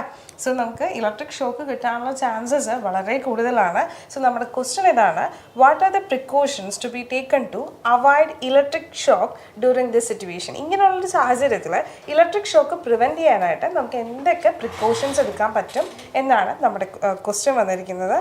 And what is to be done at first when a person is getting electric shock? ഒരാൾക്ക് പെട്ടെന്ന് electric shock കിട്ടുമ്പോൾ നമുക്ക് എന്തൊക്കെ ചെയ്യാം എന്നുള്ളത്. So ഇത് നമുക്ക് ലൈഫിൽ വളരെയധികം ഇമ്പോർട്ടൻ്റ് ആയിട്ടുള്ള ക്വസ്റ്റ്യൻ കൂടിയാണ് അല്ലേ മിസ്? സോ നമുക്ക് നോക്കിയാലോ ഇതിന് ആപ്ലിക്കേഷൻ ക്വസ്റ്റ്യൻ അല്ലേ? അതെ, വളരെ ഇമ്പോർട്ടൻ്റ് ആയിട്ടുള്ള ഒരു ആപ്ലിക്കേഷൻ ക്വസ്റ്റ്യൻ. പിന്നെ തേർഡ് വൺ വന്നിരിക്കുന്നത്, what are the first aid to be given in the case of electric shock? Electric shock വരുന്ന സാഹചര്യങ്ങളിൽ എന്തൊക്കെയാണ് നിങ്ങൾക്ക് കൊടുക്കാൻ പറ്റുന്ന ഫസ്റ്റ് എയ്ഡ് എന്നാണ്. സോ നമുക്ക് ഓരോന്നിൻ്റെയും ആൻസർ ചെക്ക് ചെയ്യാം. So the first one എന്ന് പറയുമ്പോൾ കുറച്ച് കോൺവേഴ്സിലേക്ക് ചെയ്താലേ കുറച്ച് പോയിന്റ്സ് നമുക്ക് ഇടാം, ബാക്കി അവരെ കമന്റ് സെക്ഷനിൽ അറിയിക്കട്ടെ കേട്ടോ. ഓക്കെ, സോ ദ ഫസ്റ്റ് ക്വസ്റ്റ്യൻ്റെ ആൻസർ ഇങ്ങനെയാണ്. നമ്മൾ എന്ത് ചെയ്യുക? Never handle electrical equipments or operate switches when the hands are wet അല്ലേ? നമ്മുടെ കൈയൊക്കെ നമ്മൾ നനഞ്ഞിരിക്കുമ്പോൾ ഒരിക്കലും എന്ത് ചെയ്യരുത്? ഇലക്ട്രിക്കൽ എക്യുപ്മെന്റ്സ് ഉപയോഗിക്കരുത്. അതുപോലെ തന്നെ നമ്മൾ ഈ ഒരു ഇലക്ട്രിക്കൽ എക്യുപ്മെന്റ്സ് അതിൻ്റെ സോക്കറ്റ്സിൽ പ്ലഗ് ഇൻ ചെയ്യുമ്പോൾ വളരെയധികം ശ്രദ്ധിക്കുക. അതുപോലെ തന്നെ നമ്മൾ സ്വിച്ച് ഓഫ് ചെയ്തിട്ട് മാത്രം അത് വിഡ്രോ ചെയ്യുക എന്നുള്ളതും നമ്മളെപ്പോഴും കെയർഫുൾ ആയിട്ട് ചെയ്യേണ്ട ഒരു കാര്യമാണ്. പിന്നെ അതുപോലെ നമ്മൾ എന്താ, do not operate device of high power using ordinary sockets അല്ലേ? ഓർഡിനറി സോക്കറ്റ്സ് ഉപയോഗിച്ചിട്ട് നമ്മൾ ഹൈ പവറുള്ള ഡിവൈസസ് ഉപയോഗിക്കാൻ പാടില്ല. അതുപോലെ നമ്മൾ എന്ത് ചെയ്യണം? റബ്ബർ ഫുട്ടർ കണ്ടിട്ടുണ്ടാവല്ലോ, ഒരു ചെരുപ്പിട്ടിട്ട് മാത്രം. വീട്ടുകാർ പറയുമ്പോൾ അത് ശ്രദ്ധിച്ച് ചെയ്യാം കേട്ടോ. റബ്ബറിനെ ചെരുപ്പിട്ടിട്ട് എന്തെങ്കിലുമൊക്കെ ഇലക്ട്രിക്കൽ എക്യുപ്മെന്റ്സിന്റെ അടുത്തേക്ക് പോവാന്ന് പറയാറുണ്ട്. ഓക്കെ, അത് ശ്രദ്ധിക്കാം. പിന്നെ ഇവർക്കൊരു പരിപാടി ഉണ്ട്, വെക്കേഷനൊക്കെ ആകുമ്പോൾ പട്ടമൊക്കെ പറത്താനായിട്ട് പോകും അല്ലേ? അതിന്റെ കാര്യം എന്ന് വെച്ച് കഴിഞ്ഞാൽ പട്ടം പറത്തുമ്പോൾ എന്താ, ഇലക്ട്രിക് ലൈൻസ് സൂക്ഷിച്ച് മാത്രം എന്താ ആ ഒരു ഗെയിമിന് ഇറങ്ങുക കേട്ടോ. ഓക്കെ, അതും ഇതിന്റെ ഒരു പ്രിക്കോഷൻ ആയിട്ട്, അതെ പ്രിക്കോഷൻ ആയിട്ട് ഇവർക്ക് എഴുതാം. അതെ, അടുത്തത് ensure that main switches and ELCB are switched off when maintenance work is being carried out home. അതായത് എന്തെങ്കിലും തരത്തിലുള്ള മെയിൻ്റെനൻസ് വർക്ക് നമ്മുടെ വീട്ടിലേക്ക് നടക്കുന്നുണ്ടെങ്കിൽ നമ്മൾ എപ്പോഴും എന്ത് ചെയ്യുക? മെയിൻ സ്വിച്ച് പ്രോപ്പറായി തന്നെ എൻഷുർ ചെയ്യുക. അതുപോലെ തന്നെ ELCBയും സ്വിച്ച്ഡ് ഓഫ് ആണെന്നുള്ളത് എൻഷുർ ചെയ്യുക. ദെൻ ഓക്കെ, പിന്നെ ഒരു പോയിന്റും കൂടി, നമുക്ക് ഈ മുടിയൊക്കെ ഉണക്കാനായിട്ട് നമ്മൾ ഫാൻ യൂസ് ചെയ്യാറുണ്ടല്ലോ. ഓക്കെ, അപ്പോൾ ടേബിൾ ഫാനൊക്കെ യൂസ് ചെയ്യുന്നവരെ ശ്രദ്ധിച്ച് മാത്രം എന്ത് ചെയ്യുക? മുടി ഉണക്കുക. ഓക്കെ, ക്ലിയർ ആണല്ലോ?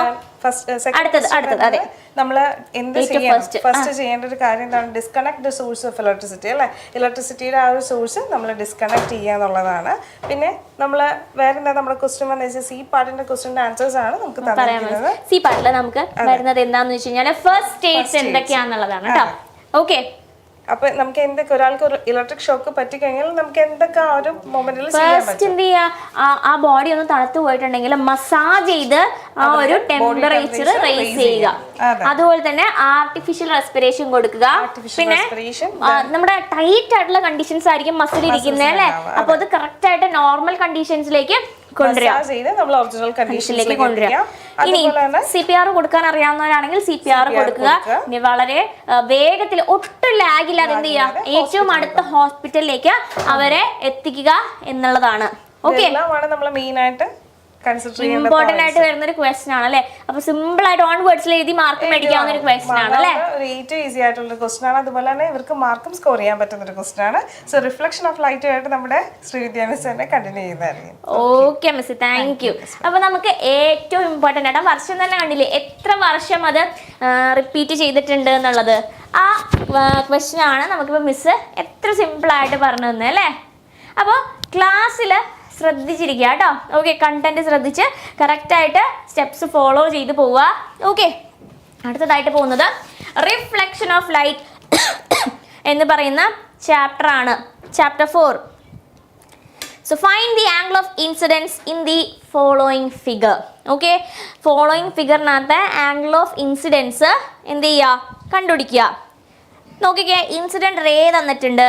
അതുപോലെ തന്നെ ഇതെന്തായിരിക്കും, this is the reflected ray.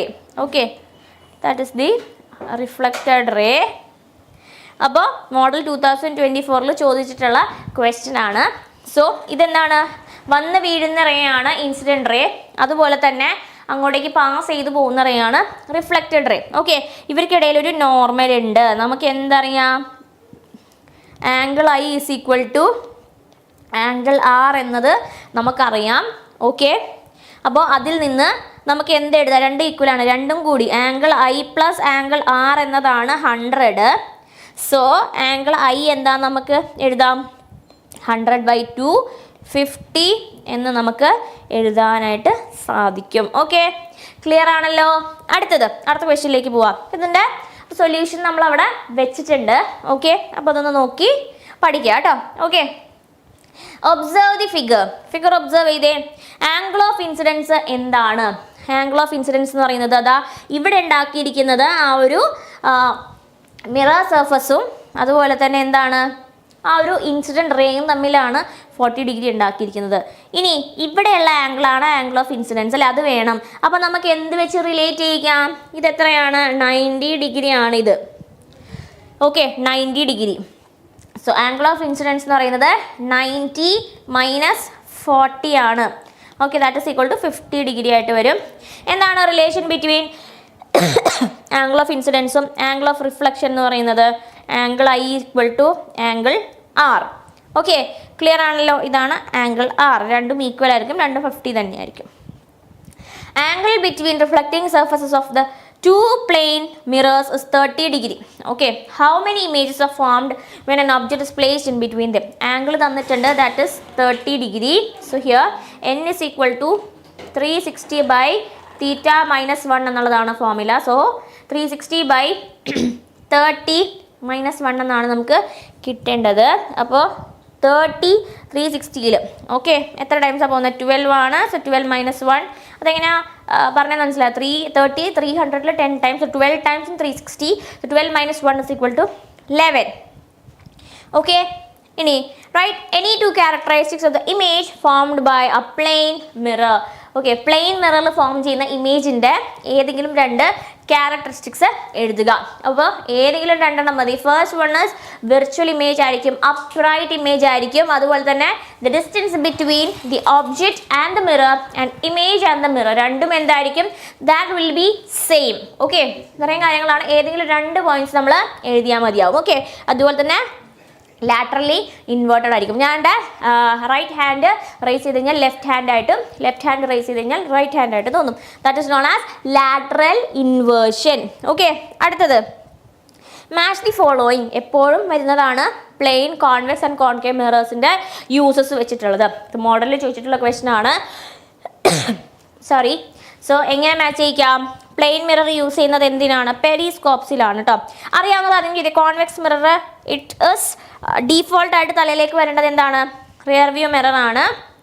ഇനി കോൺകേവ് മിറർ ആണെങ്കിൽ മുഖം വലുതായിട്ട് കാണണമല്ലേ, ഷേവിംഗ് മിറർ ആണ് അല്ലെങ്കിൽ മേക്കപ്പ് മിറർ ആണ്. റിയർ വ്യൂ മിറർ എവിടെയാണ്? Larger field of view. നമ്മൾ കാണാറില്ലേ, the objects in the mirror are closer than they appear. എങ്ങനെ എഴുതാറ് അതിനകത്ത്? The objects in the mirror are closer than they appear. അങ്ങനെയാണോ എഴുതുന്നത്? ഓക്കെ. അപ്പോൾ അതെന്തിനാണ്? ഡ്രൈവറിന് അതിനെക്കുറിച്ചിട്ടുള്ള ഒരു അവയർനെസ് കൊടുക്കാനാണ്. പുറകിൽ വണ്ടി വരുന്നു ശ്രദ്ധിക്കണം എന്നുള്ള അവയർനെസ് കൊടുക്കാനായിട്ടാണ് ഇതിങ്ങനെ എഴുതി വെക്കാറ്. Okay, next one. അടുത്തത് കോൺകേവ് മിറർ ഷേവിംഗ് മിററാണ്. മാഗ്നിഫിക്കേഷൻ മോർ എന്നുള്ളതാണ്. കോൺവെക്സ് മിററിൽ പെരിസ്കോപ്പിലാണ്. എന്താണ്? Size of image same as that of the object. ദാ മാച്ച് ചെയ്ത ആൻസർ നിങ്ങൾക്ക് ഇവിടെ ഉണ്ട്. ക്ലിയർ ആണല്ലോ? Okay, same as that of the object എന്നുള്ളതാട്ടോ. മാഞ്ഞു പോയത് ഞാനിവിടെ എഴുതി ചേർത്തിട്ടുണ്ട്. അടുത്തത് match the following statement associated with mirrors in column A B and its use. Okay, ഇവിടെ ടൈപ്പ് ഓഫ് ഇമേജ് കൂടി തന്നിട്ടുണ്ട്. അപ്പോൾ എന്തൊക്കെയാണ്? കോൺകേവ് മിറർ എപ്പോഴും എൻലാർജ് മിറർ ഫോം ചെയ്യുന്നത് കോൺകേവ് ആണ്. അതാരെ യൂസ് ചെയ്യുന്നത്? ഡെന്റിസ്റ്റ് ആണ് യൂസ് ചെയ്യുന്നത്. കോൺവെക്സ് മിറർ എന്താണ്? എപ്പോഴും ഡിമിനിഷ്ഡ് ആണ്. DEV, Dev has A convex mirror. Okay എന്നാണ് നമ്മൾ പറയാറ്. Dev has A convex mirror. Diminished, erect and virtual. Okay, അതാണ് യൂസ് ചെയ്യേണ്ട ടിപ്പ്. കോൺവെക്സ് മിറർ എന്താണ്? Always forms A diminished image. Rear view mirror ആയിട്ട് ഉപയോഗിക്കുന്നു. പ്ലെയിൻ മിറർ എന്താണ്? രണ്ടിൻ്റെയും സൈസ് സെയിം ആണ്. ഫേസ് കാണാനാണ് യൂസ് ചെയ്യുന്നത്. ഓക്കെ, അടുത്തത്. ഓക്കെ, അപ്പോൾ അത് ഇവിടെ നമ്മൾ എഴുതിയിട്ടുണ്ട്. യൂസ്ഡ് ബൈ ഡെന്റിസ്റ്റ് എന്നുള്ളതാണ് ഇവിടെ വരേണ്ടത് കേട്ടോ. ഡെന്റിസ്റ്റ്. ഇനി an object is placed in between the points F and C of a concave mirror as shown. Locate the position of image by drawing another ray. Okay, C and F ൻ്റെ ഇടയിൽ നമ്മൾ object place ചെയ്ത് കഴിഞ്ഞാൽ എവിടെയാണ് വരേണ്ടത്? Image എവിടെയായിരിക്കണം? Between C and F എന്ന് പറയുന്നത്. ആ ഒരു ടെക്നിക്ക് ആലോചിച്ചിട്ട് ഒന്ന് പറഞ്ഞാൽ എങ്ങനെയാണ് വരേണ്ടത്? ഇനി അതിൻ്റെ ക്യാരക്ടറിസ്റ്റിക് എങ്ങനെയായിരിക്കും? അതുപോലെ തന്നെ ഈ ഒരു മിററിൻ്റെ എനി വൺ ആപ്ലിക്കേഷൻ എഴുതാനും ചോദിച്ചിട്ടുണ്ട്. റേ ഡയഗ്രാംസ് ഡയറക്റ്റ് വരയ്ക്കാനും ചോദിക്കാം. ഇങ്ങനത്തെ ക്വസ്റ്റ്യൻസ് എക്സ്പെക്ട് ചെയ്യാം. ഓക്കെ, അപ്പോൾ എന്താണ്? Between C and F the image is formed beyond C.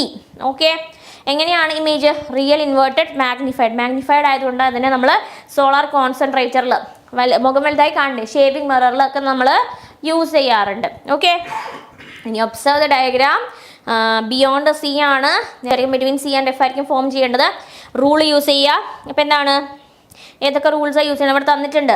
ഏതെങ്കിലും ഒരു ray parallel to principal axis after reflection passes through the എവിടെ കൂടിയാണ് പാസ് ചെയ്യുന്നത്? Passes through the focus. അടുത്തത് പോളിലേക്ക് ഒബ്ലിക്കലി വീഴുന്നത് സെയിം ആംഗിളിൽ റിഫ്ലക്റ്റ് ചെയ്യും എന്നുള്ളതാണ്. ഓക്കെ, അപ്പോൾ ഇത് രണ്ടും കൂടി മീറ്റ് ചെയ്തുള്ള സ്ഥലത്തായിരിക്കും നമുക്ക് എന്ത് കിട്ടുക? ഇമേജ് കിട്ടുന്നത് കേട്ടോ. രണ്ടും കൂടി മീറ്റ് ചെയ്യുന്ന സ്ഥലത്ത്. ഓക്കെ, ക്ലിയർ ആണല്ലോ?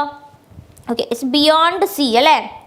ബിയോണ്ട് C ആണ്. ഓക്കെ, അപ്പോൾ ഞാനിപ്പോൾ വരച്ചിരിക്കുന്നത് നമ്മൾ നേരത്തെ പറഞ്ഞിട്ടുള്ള ബിറ്റ്വീൻ C and F ൻ്റെ കേസാണ്. ഇവിടെ ബിയോണ്ട് C ആണ്. അതൊന്ന് കറക്റ്റ് ചെയ്തേക്കട്ടെ കേട്ടോ. ബിയോണ്ട് C-ൻ്റെ കേസിനകത്ത് നമുക്ക് എന്താ വരുന്നത്?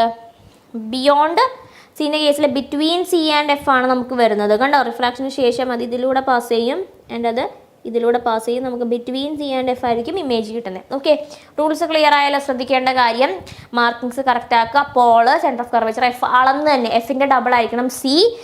അതുപോലെ തന്നെ ഒബ്ജക്റ്റ് ഹൈറ്റ് ഒരുപാട് വലുതാക്കി വരയ്ക്കരുത്. ആരോസ് എല്ലാം കൃത്യമായിട്ട് ഇടണം. രണ്ട് ലോസ് ഇവിടെ നമ്മൾ കണ്ടു അല്ലേ? ഇനി ഒരെണ്ണം വരുന്നത് ഒപ്റ്റിക് സെൻറ്ററിലൂടെ പാസ് ചെയ്യുന്നതാണെങ്കിൽ അതിന് എന്താണ്? സെയിം പാത്തിലൂടെ റിഫ്ലക്റ്റ് ചെയ്യും എന്നുള്ളതാണ്. അതുപോലെ തന്നെ റിവേഴ്സ് റൂള്. റിവേഴ്സ് എന്ന് വെച്ച് കഴിഞ്ഞാൽ പ്രിൻസിപ്പൽ ആക്സിസിന് പാരലായിട്ട് വീഴുന്നത് ഫോക്കസിലൂടെ പാസ് ചെയ്യും. ഫോക്കസിലൂടെ പാസ് ചെയ്യുന്നത് റിഫ്ലക്ഷന് ശേഷം പ്രിൻസിപ്പൽ ആക്സിസിലൂടെ പാസ് ചെയ്യും. ഓക്കെ, അപ്പോൾ ആൻസർ വരുന്നത് നോക്കിക്കേ. ചെറിയൊരു ഇമേജ് ആണ്. Real inverted and diminish image ആണ് ഫോം ചെയ്തിരിക്കുന്നത്. ക്ലിയർ ആണല്ലോ? അടുത്ത question. If the object distance and image distance in a concave mirror is 40 cm, what is its focal length? A very simple question. Object distance and image distance is 40 cm. രണ്ടും same ആവുന്ന case എവിടെയാണ്? At സിയിലാണ്. At സിയിൽ എന്ന് വെച്ച് കഴിഞ്ഞാൽ F എത്രയാണ്? F is equal to at C എന്ന് പറഞ്ഞാൽ ആ ഡിസ്റ്റൻസ് റേഡിയസ് ആണ് അല്ലേ? കോൺകേവ് മിററിൻ്റെ കേസിൽ വന്നിട്ട് the distance is the radius. This is F and this is C. ഇത്രയെന്ന് പറയുന്നത് റേഡിയസ് ആണ്. എഫ് എത്രയാണ്? Radius by 2. സോ 40/2 എത്രയാണ് വരുന്നത്? 20 സെൻറ്റിമീറ്റർ ആണ് വരുന്നത്. ഓക്കെ, അടുത്തത് An object is located on the principal axis of a spherical mirror. Spherical mirrorന്റെ principal axisലാണ് ഒരു ഒബ്ജക്റ്റ് ലൊക്കേറ്റ് ചെയ്തിരിക്കുന്നത്. ആൻഡ് പോളിൽ നിന്ന് 40 സെൻറ്റിമീറ്റർ അകലെയാണ്. മാഗ്നിഫിക്കേഷൻ ഓഫ് ദ ഇമേജ് എന്താണ്? -4 ആണ്. What does the negative sign indicate? Negative sign എന്തിനെ indicate ചെയ്യുന്നു? Okay, negative sign എന്താണ്? Magnification negative ആണെങ്കിൽ തീർച്ചയായിട്ടും എന്താണെന്നാണ്? ഇൻവേർട്ടഡ് ഇമേജസിനല്ലേ മാഗ്നിഫിക്കേഷൻ നെഗറ്റീവ് വരുന്നുള്ളൂ. ഓക്കെ, അപ്പോൾ അതാണ് അവിടെ ഇൻഡിക്കേറ്റ് ചെയ്യുന്നത്. അത് വെച്ചിട്ട് നമുക്ക് എന്ത് ആലോചിച്ചെടുക്കാം? ഏത് മിററാണെന്നുള്ളത് ആലോചിക്കാം.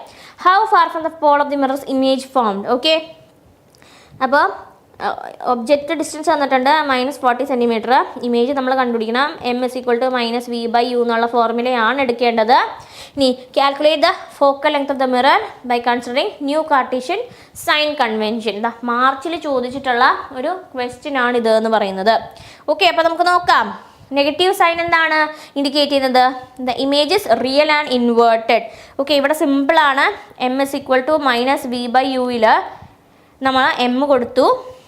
m എത്രയാണ്? -4 ആണ്. -4 = -v. ഓക്കെ, ബൈ -40 എന്ന് കൊടുത്തു. അതിൽ നമുക്ക് v -160 എന്നാണ് വന്നേക്കുന്നത്. Okay, v is -160. ഓക്കെ, ഇനി അതിൽ നിന്ന് -160യും 40യും ഉണ്ടെങ്കിൽ അതിൽ നിന്ന് നമ്മൾ എന്ത് ചെയ്തു? 1/f = 1/u + 1/v എന്നതിൽ നിന്ന് f = uv/u + v. ജസ്റ്റ് എന്ത് ചെയ്താൽ മതി?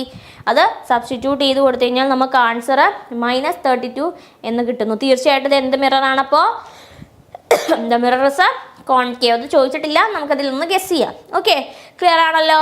അടുത്ത question. When an object is placed in front of a concave mirror at a distance of 30 cm, an image is obtained at a distance 15 cm from the mirror. Find the position of the image. What will be the nature of the image? Okay, clear ആണല്ലോ? അപ്പോൾ എന്താ പറഞ്ഞിട്ടുള്ളത്? നമുക്കിവിടെ u തന്നിട്ടുണ്ട്. Okay, u എത്രയാണ് തന്നിരിക്കുന്നത്? u 30 centimetre ആണ്. Minus ആയിരിക്കുമല്ലോ. ഇമേജ് എവിടെയാണ് ഒബ്റ്റെയിൻ ചെയ്തിരിക്കുന്നത്? At a distance 15 centimetre. Okay, അപ്പോൾ എന്താ വന്നിരിക്കുന്നത്? ഓക്കെ, അപ്പോൾ ഈ ഒരു ക്വസ്റ്റ്യനകത്ത് നമുക്ക് നോക്കാം. ഇമേജ് ഏത് ഡിസ്റ്റൻസിലാണ് ഫോം ചെയ്തിരിക്കുന്നത്? Images obtained at a distance 15 centimetre.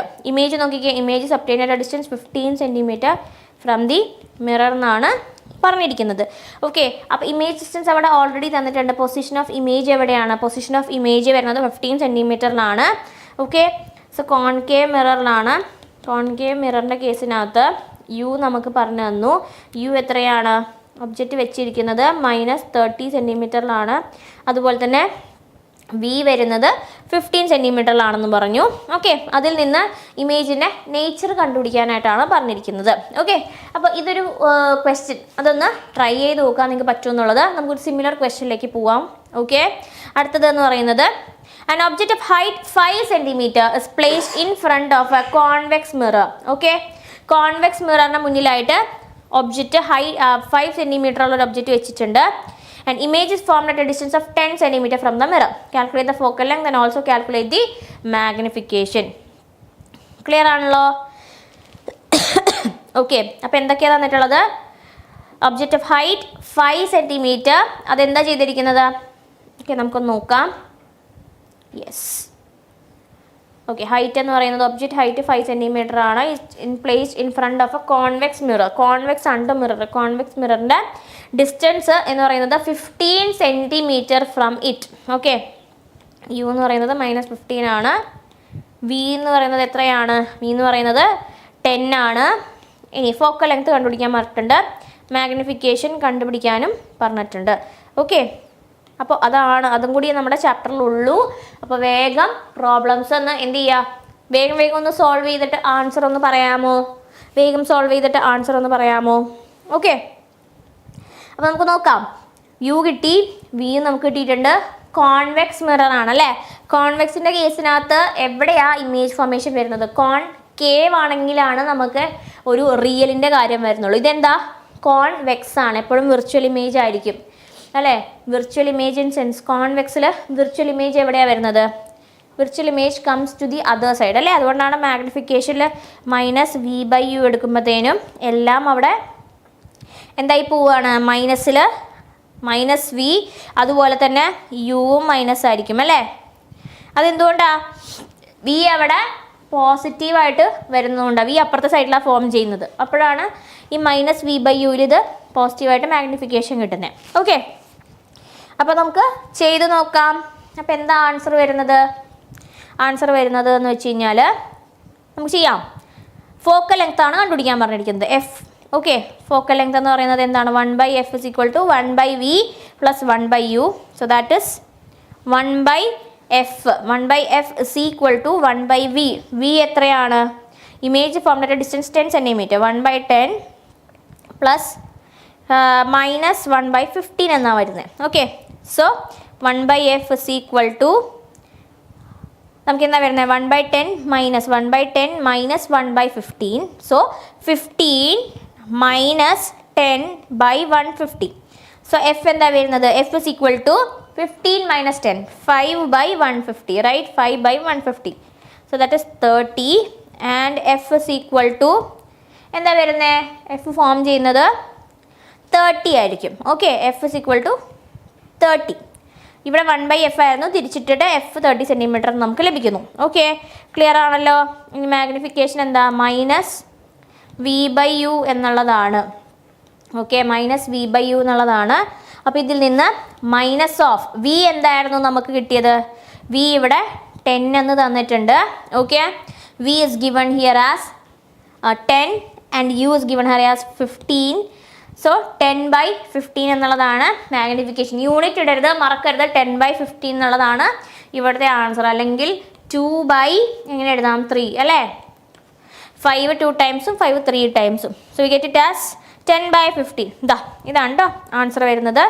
Okay, clear ആണല്ലോ ഇതിനകത്ത് നിന്ന്? ഓക്കെ, സോ അത് ക്ലിയർ ആണല്ലേ. അപ്പോൾ ഇനി നമുക്ക് നേരത്തെ പറഞ്ഞിരുന്നതിന് എന്തായിരിക്കും ആൻസർ വരുന്നത്? കോൺകേവ് ആണ് കേട്ടോ മിറർ, കോൺകേവ് ആണ്. അതുകൊണ്ട് തന്നെ എന്താ നമുക്ക് ഗസ് ചെയ്യാൻ പറ്റുന്നത്? ഇമേജ് ഡിസ്റ്റൻസ് 15 സെൻറ്റിമീറ്റർ ആണ് from the mirror. 15 centimetre from the mirror ആണ് പൊസിഷൻ ഓഫ് ദി ഇമേജ് എന്ന് വരുന്നത്. യുവിനേക്കാളും കുറവാണ് വി എന്നുള്ള ഡിസ്റ്റൻസ് അല്ലേ? യുവിനേക്കാളും കുറവാണ് വിയിലേക്കുള്ള ഡിസ്റ്റൻസ്. സോ നമുക്ക് എന്ത് പറയാനായിട്ട് പറ്റും? വി മാത്രം നമ്മളിവിടെ പറഞ്ഞാൽ മതിയാവും കേട്ടോ. ഓക്കെ, അപ്പോൾ ഒരു എവിടെയാണ് ആ പൊസിഷൻ വരുന്നത് എന്നുള്ളതനുസരിച്ചാണ് നമ്മൾ നേച്ചർ റിയൽ ആണോ ഇൻവേർട്ടഡ് ആണോ എന്നുള്ളതൊക്കെ പറയുന്നത്. ഓക്കെ, ഇനി അടുത്ത ക്വസ്റ്റ്യനിലേക്ക് പോവാം. ദാറ്റ് ഇസ് നമുക്കിവിടെ നോക്കാം. ഓക്കെ, അപ്പോൾ ഈ ഒരു ക്വസ്റ്റ്യൻ നമ്മൾ ക്ലിയർ ചെയ്തിട്ടുണ്ട് കേട്ടോ. ഓക്കെ, നമുക്ക് അടുത്തതിലേക്ക് പോവാം, അടുത്ത ചാപ്റ്ററിലേക്ക് പോവാം. That is refraction of light. Okay, അപ്പോൾ ചാപ്റ്റർ 5 റിഫ്രാക്ഷൻ ഓഫ് ലൈറ്റ്. അപ്പോൾ ലൈറ്റിൻ്റെ കേസിൽ എന്താണ്? റേ ഡയഗ്രാംസ് ഇമ്പോർട്ടൻ്റ് ആണ്, അതിൻ്റെ ലോ പറഞ്ഞിരുന്നു അല്ലേ? അപ്പോൾ അത് ശ്രദ്ധിച്ച് ആൻസർ ചെയ്യുക. അതുപോലെ തന്നെ ഇനി വരുന്നത് എന്ന് വെച്ച് കഴിഞ്ഞാൽ അതിലെ പ്രോബ്ലംസ് മിറർ ഇക്വേഷനും മാഗ്നിഫിക്കേഷനും വെച്ചിട്ടുള്ള പ്രോബ്ലംസ് ആണ് കേട്ടോ. അപ്പോൾ റിഫ്രാക്ഷൻ ഓഫ് ലൈറ്റിൽ പവർ ഓഫ് ലെൻസ് എത്രയാണ്? 2D ആണ്. Find its focal length. Power is equal to 1/f ആണ്. എപ്പോഴും ശ്രദ്ധിക്കുക, ഫോക്കൽ ലെങ്ത് മീറ്റേഴ്സിലായിരിക്കണം എടുത്തിട്ടുണ്ടാവുക. Okay, so power is equal to 1/2 ആണ്. അപ്പോൾ ഫോക്കൽ ലെങ്ത് എത്ര വരുന്നു? ഫോക്കൽ ലെങ്ത് എന്ന് പറയുന്നത് 1/p, ദാറ്റ് ഇസ് 0.5. 1/2 എന്നാണ് കിട്ടുന്നത് കേട്ടോ. അത്രയും മീറ്ററിലായിരിക്കും. ഓക്കെ, എപ്പോഴും എന്താണ് പവർ കണ്ടുപിടിക്കുമ്പോൾ ഫോക്കൽ ലെങ്ത്തിനെ മീറ്ററിലാക്കിയിട്ട് വേണം ചെയ്യാൻ, എന്നാലാണെന്ന് ഡയോപ്റ്ററിൽ കിട്ടുള്ളൂ. ഓക്കെ, അടുത്തത് the following diagram represents the passage of light from an object through a lens mn. Which type of lens is mn? ഏത് ടൈപ്പ് ഓഫ് ലെൻസ് ആണ് mn എന്ന് പറയുന്നത്? ഇനി നോക്കിക്കേ, ഡൈവേർജിങ് ആണ്, വന്നിട്ട് കൂടിച്ചേരുകയല്ല ചെയ്യുന്നത്, ഡൈവേർജ് ചെയ്യാണ്. ഡൈവേർജ് ചെയ്യുന്ന ലെൻസ് ഏതാണ്? കോൺകേവ് ആണ്. Copy and read the diagram to get the image of the object. Okay, ഇനി write any 2 characteristics of this image. നമുക്ക് നോക്കാം ഏതെങ്കിലും 2 ക്യാരക്ടറിസ്റ്റിക്സ്, ഈ ഒരു ഇമേജിൻ്റെ ഏതെങ്കിലും 2 ക്യാരക്ടറിസ്റ്റിക്സ് എഴുതാം. മോഡലിൽ ചോദിച്ചിട്ടുള്ള ക്വസ്റ്റ്യൻ ആണ്. അപ്പോൾ നമുക്ക് നോക്കാം. ഓക്കെ, ഡൈവേർജ് ചെയ്തിട്ട് നമ്മൾ ഇമാജിനറി ആയിട്ട് അതിനെ ബാക്ക് എക്സ്റ്റെൻഡ് ചെയ്തിട്ട് ഇമേജ് എവിടെയാണ് ഫോം ചെയ്യുന്നത്? ബിറ്റ്വീൻ എഫ് ആൻഡ് പി കുഞ്ഞ് ഇമേജ് ആണ് ഫോം ചെയ്യുന്നത്. ഓക്കെ, സോ ഇവിടെ വരുന്നത് എന്താണ്? Erect, virtual and diminished object ആണ് വരുന്നത്. ഓക്കെ, അടുത്തത് observe a diagram of an object placed on the principal axis of a convex lens. Okay, അപ്പോൾ പ്രിൻസിപ്പൽ ആക്സിസിൽ വെച്ചിരിക്കുന്ന ഒരു ഒബ്ജക്റ്റിൻ്റെ ബാക്കി നമ്മൾ കംപ്ലീറ്റ് ചെയ്യണം. Copy down the ray diagram and complete it to show the position of the image. Okay, so and write the characteristics of the image obtained. Clear ആണല്ലോ? അപ്പോൾ ഇതിനകത്ത് എന്താ വരുന്നത്? റേ ഡയഗ്രാം കംപ്ലീറ്റ് ചെയ്യുക, പ്രിൻസിപ്പൽ ആക്സിസിന് പാരലായിട്ടുള്ളത് വീണ്ടും ഫോക്കസിൽ കൂടി പാസ്. ഓക്കെ, ഇത് കറക്റ്റായിട്ട് വരയ്ക്കുമ്പോൾ നിങ്ങൾക്ക് അത് കിട്ടും കേട്ടോ. അപ്പോൾ അതെന്താ പറ്റുന്നത്? ഫോക്കസിലൂടെ അത് റിഫ്ലക്ഷന് ശേഷം ഫോക്കസിലൂടെ പാസ് ചെയ്യും. ഒരു റൂളും കൂടി നമ്മൾ എടുക്കുക. ഒപ്റ്റിക് സെൻറ്ററിൻ്റെ റൂളാണെങ്കിൽ ഒപ്റ്റിക് സെൻറ്ററിൻ്റെ റൂളും എടുക്കുക. Okay, between F2F and F ആണ്. അപ്പോൾ തീർച്ചയായിട്ടും ബിറ്റ്വീൻ 2F ആൻഡ് F വരുമ്പോൾ എക്സ്റ്റെൻഡ് ചെയ്തിട്ടായിരിക്കും കിട്ടുക കേട്ടോ. അപ്പോൾ കറക്റ്റ് മെഷർമെൻറ്റ്സ് എടുത്ത് വരച്ചാൽ നമുക്കത് കിട്ടും. കാണിച്ചു തരാം. ഓക്കെ, അതാണ് technique. Between 2F and F ആണെങ്കിൽ beyond 2F, that is beyond 2F ആണെങ്കിൽ ബിറ്റ്വീൻ 2F ആൻഡ് F, അങ്ങനെയായിരിക്കും കിട്ടുന്നത്. അപ്പോൾ എന്താണ്? എൻലാർജ് ആയിട്ടുള്ള എന്നാൽ ഇൻവേർട്ടഡും റിയലുമായിട്ടുള്ള ഒരു ഇമേജ് ആണ് കിട്ടുന്നത്. റിയൽ എന്താണെന്ന് അറിയാലോ? സ്ക്രീനിൽ ക്യാപ്ചർ ചെയ്യാൻ പറ്റുന്ന ഇമേജസിനെയാണ് റിയൽ ഇമേജസ് എന്ന് നമ്മൾ പറയുന്നത്. ഓക്കെ, ക്ലിയർ ആണല്ലോ? അടുത്തത്, the critical angle of glass with respect to air is 42 degree. Observe the figure and answer the questions. What do you mean by critical angle? The angle of incidence for which the angle of refraction becomes 90 degree. അതാണ് critical angle എന്ന് പറയുന്നത്. Okay, ഇനി what happens to given incident ray as it continues its path? Okay, അങ്ങനെ തുടർന്ന് കഴിഞ്ഞാൽ എന്ത് പറ്റും? Incident ray as it continues its path. കുറച്ച് നേരം കഴിയുമ്പോഴത്തേനും അത് അതിനേക്കാളും ഇൻക്രീസ് ചെയ്ത് കഴിഞ്ഞാൽ, ഇപ്പോൾ കാണുന്ന പോലെയാണ് ഇൻസിഡൻറ്റ് റേ പോകുന്നതെങ്കിൽ ക്രിട്ടിക്കൽ ആംഗിളിനേക്കാളും കൂടുതലാണെങ്കിൽ അങ്ങനെയെങ്കിൽ it gets totally reflected back. ഈ explain the phenomena of light that occurs. എന്താണ്? When ray of light passes from a denser to a rarer medium, then what happens? Then it reflects back. Okay, then when the angle of incidence is beyond the critical angle, then it totally reflects back to the same medium. This is known as the total internal reflection. Okay, അടുത്തത് അതാണ് അവിടെ എഴുതിയേക്കുന്നത്. Okay, അപ്പോൾ ഇത് just ഒന്ന് not ചെയ്യാം കേട്ടോ. Okay, അടുത്തത്, an image is obtained at a distance of 40 cm away from a convex lens when the object placed at the same distance on the opposite side. Right, any two characteristics of the image obtained. എന്താണ്? Object placed at the same distance on the opposite side. Write the focal length of the given lens. Okay, അപ്പോൾ convex ലെൻസിൻ്റെ കേസിനകത്ത്, okay, ഈ ഒരു convex ലെൻസിൻ്റെ കേസിനകത്ത് എന്താ പറഞ്ഞിരിക്കുന്നത്? എവിടെയാണ് object വെച്ചിരിക്കുന്നത്? Same distance opposite സൈഡിൽ.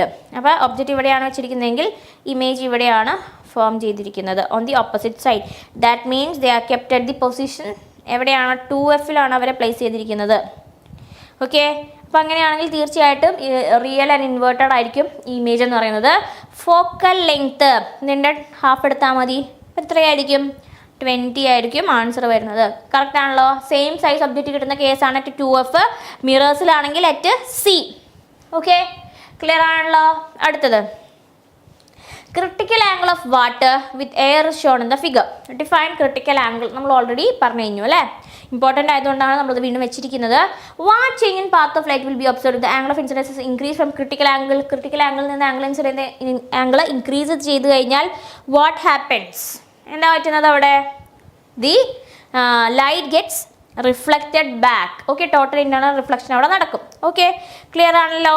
അടുത്തത്, an object is placed at a distance of 15 cm from a lens of focal length plus 10 cm. Which type of lens is used here? ഏത് type of lens ആണ് ഇവിടെ use ചെയ്തിരിക്കുന്നത്? Calculate the image distance. എത്രയാണ്? 50 cm from A lens. 15 cm lens എന്ന് വെച്ച് കഴിഞ്ഞാൽ image distance 15 cm ആണ്. What is the nature of image formed? അപ്പോൾ എങ്ങനത്തെ ഇമേജ് ആണ് അവിടെ ഫോം ചെയ്തിരിക്കുന്നത്?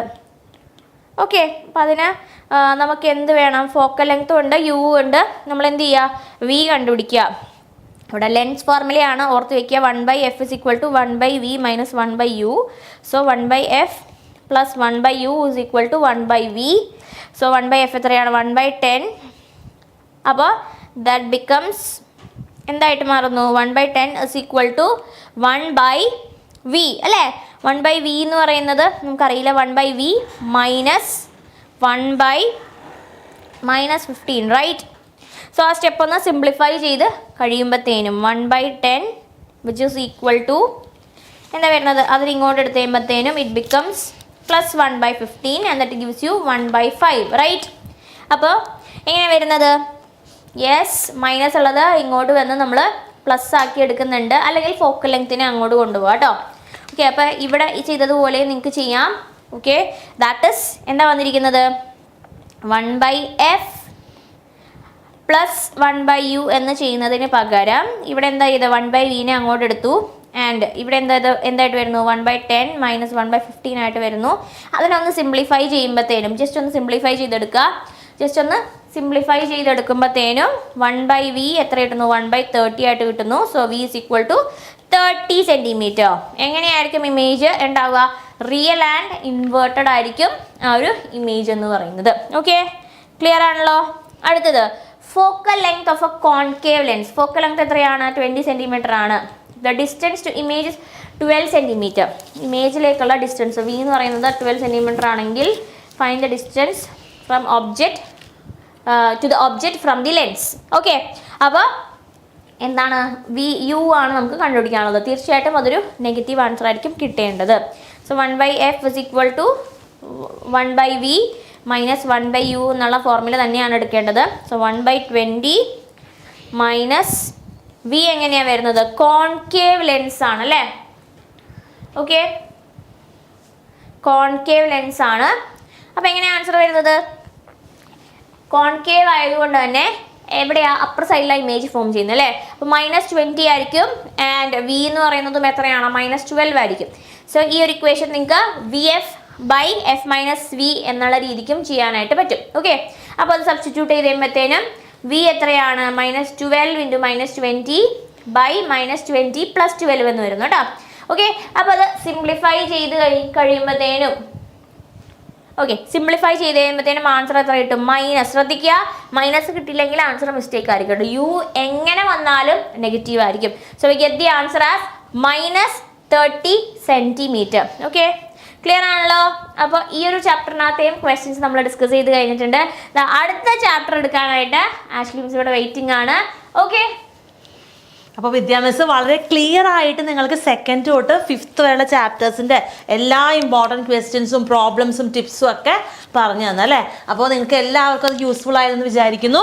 അപ്പോൾ നമുക്കിനി പോകട്ടെ ഏത് ചാപ്റ്ററിലേക്കാണ്? 6th ചാപ്റ്ററിലേക്കാണ് അല്ലേ. The chapter is vision and the world of colours. അപ്പോൾ നമുക്കൊന്ന് നോക്കിയാലോ. അപ്പോൾ എല്ലാവരും പഠിച്ചിട്ടുണ്ടെന്ന് അറിയാം. നമുക്ക് എന്നാലും ഇമ്പോർട്ടൻ്റ് കുറച്ച് ക്വസ്റ്റ്യൻസ് കാണാം. ഫസ്റ്റ് ക്വസ്റ്റ്യൻ ഇതാണ്, find the odd one from the given list and justify your answer. നമുക്ക് തന്നേക്കുന്ന ഓപ്ഷൻസ് എന്തൊക്കെയാണ്? Hypermetropia, myopia, power of accommodation, presbyopia. Okay, ഇതിൽ എന്താണ് വ്യത്യാസം? നമുക്കറിയാം ഹൈപ്പർമെട്രോപ്പിയ, മയോപ്പിയ, അതുപോലെ തന്നെ പ്രസ്ബയോപ്പിയ എന്നൊക്കെ പറയുന്നത് ഐ ഡിഫക്റ്റുകളാണ് അല്ലേ. മയോപ്പിയ എന്ന് പറയുന്നത് എന്താണ്? മയോപ്പിയ എന്ന് പറയുന്നത് നിയർ സൈറ്റഡ്നെസ് ആണ് അല്ലേ. അതുപോലെ ഹൈപ്പർമെട്രോപ്പിയ എന്ന് പറയുന്നത് ലോങ് സൈറ്റഡ്നെസ് ആണ്. അപ്പോൾ അങ്ങനെയാണെങ്കിൽ ഇവിടുത്തെ ഓഡ് വൺ ആരാ? It is power of accommodation.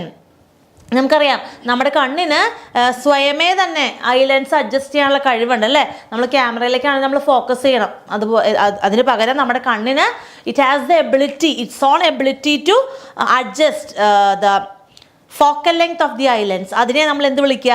Power of accommodation എന്ന് പറയുന്നത് അല്ലേ.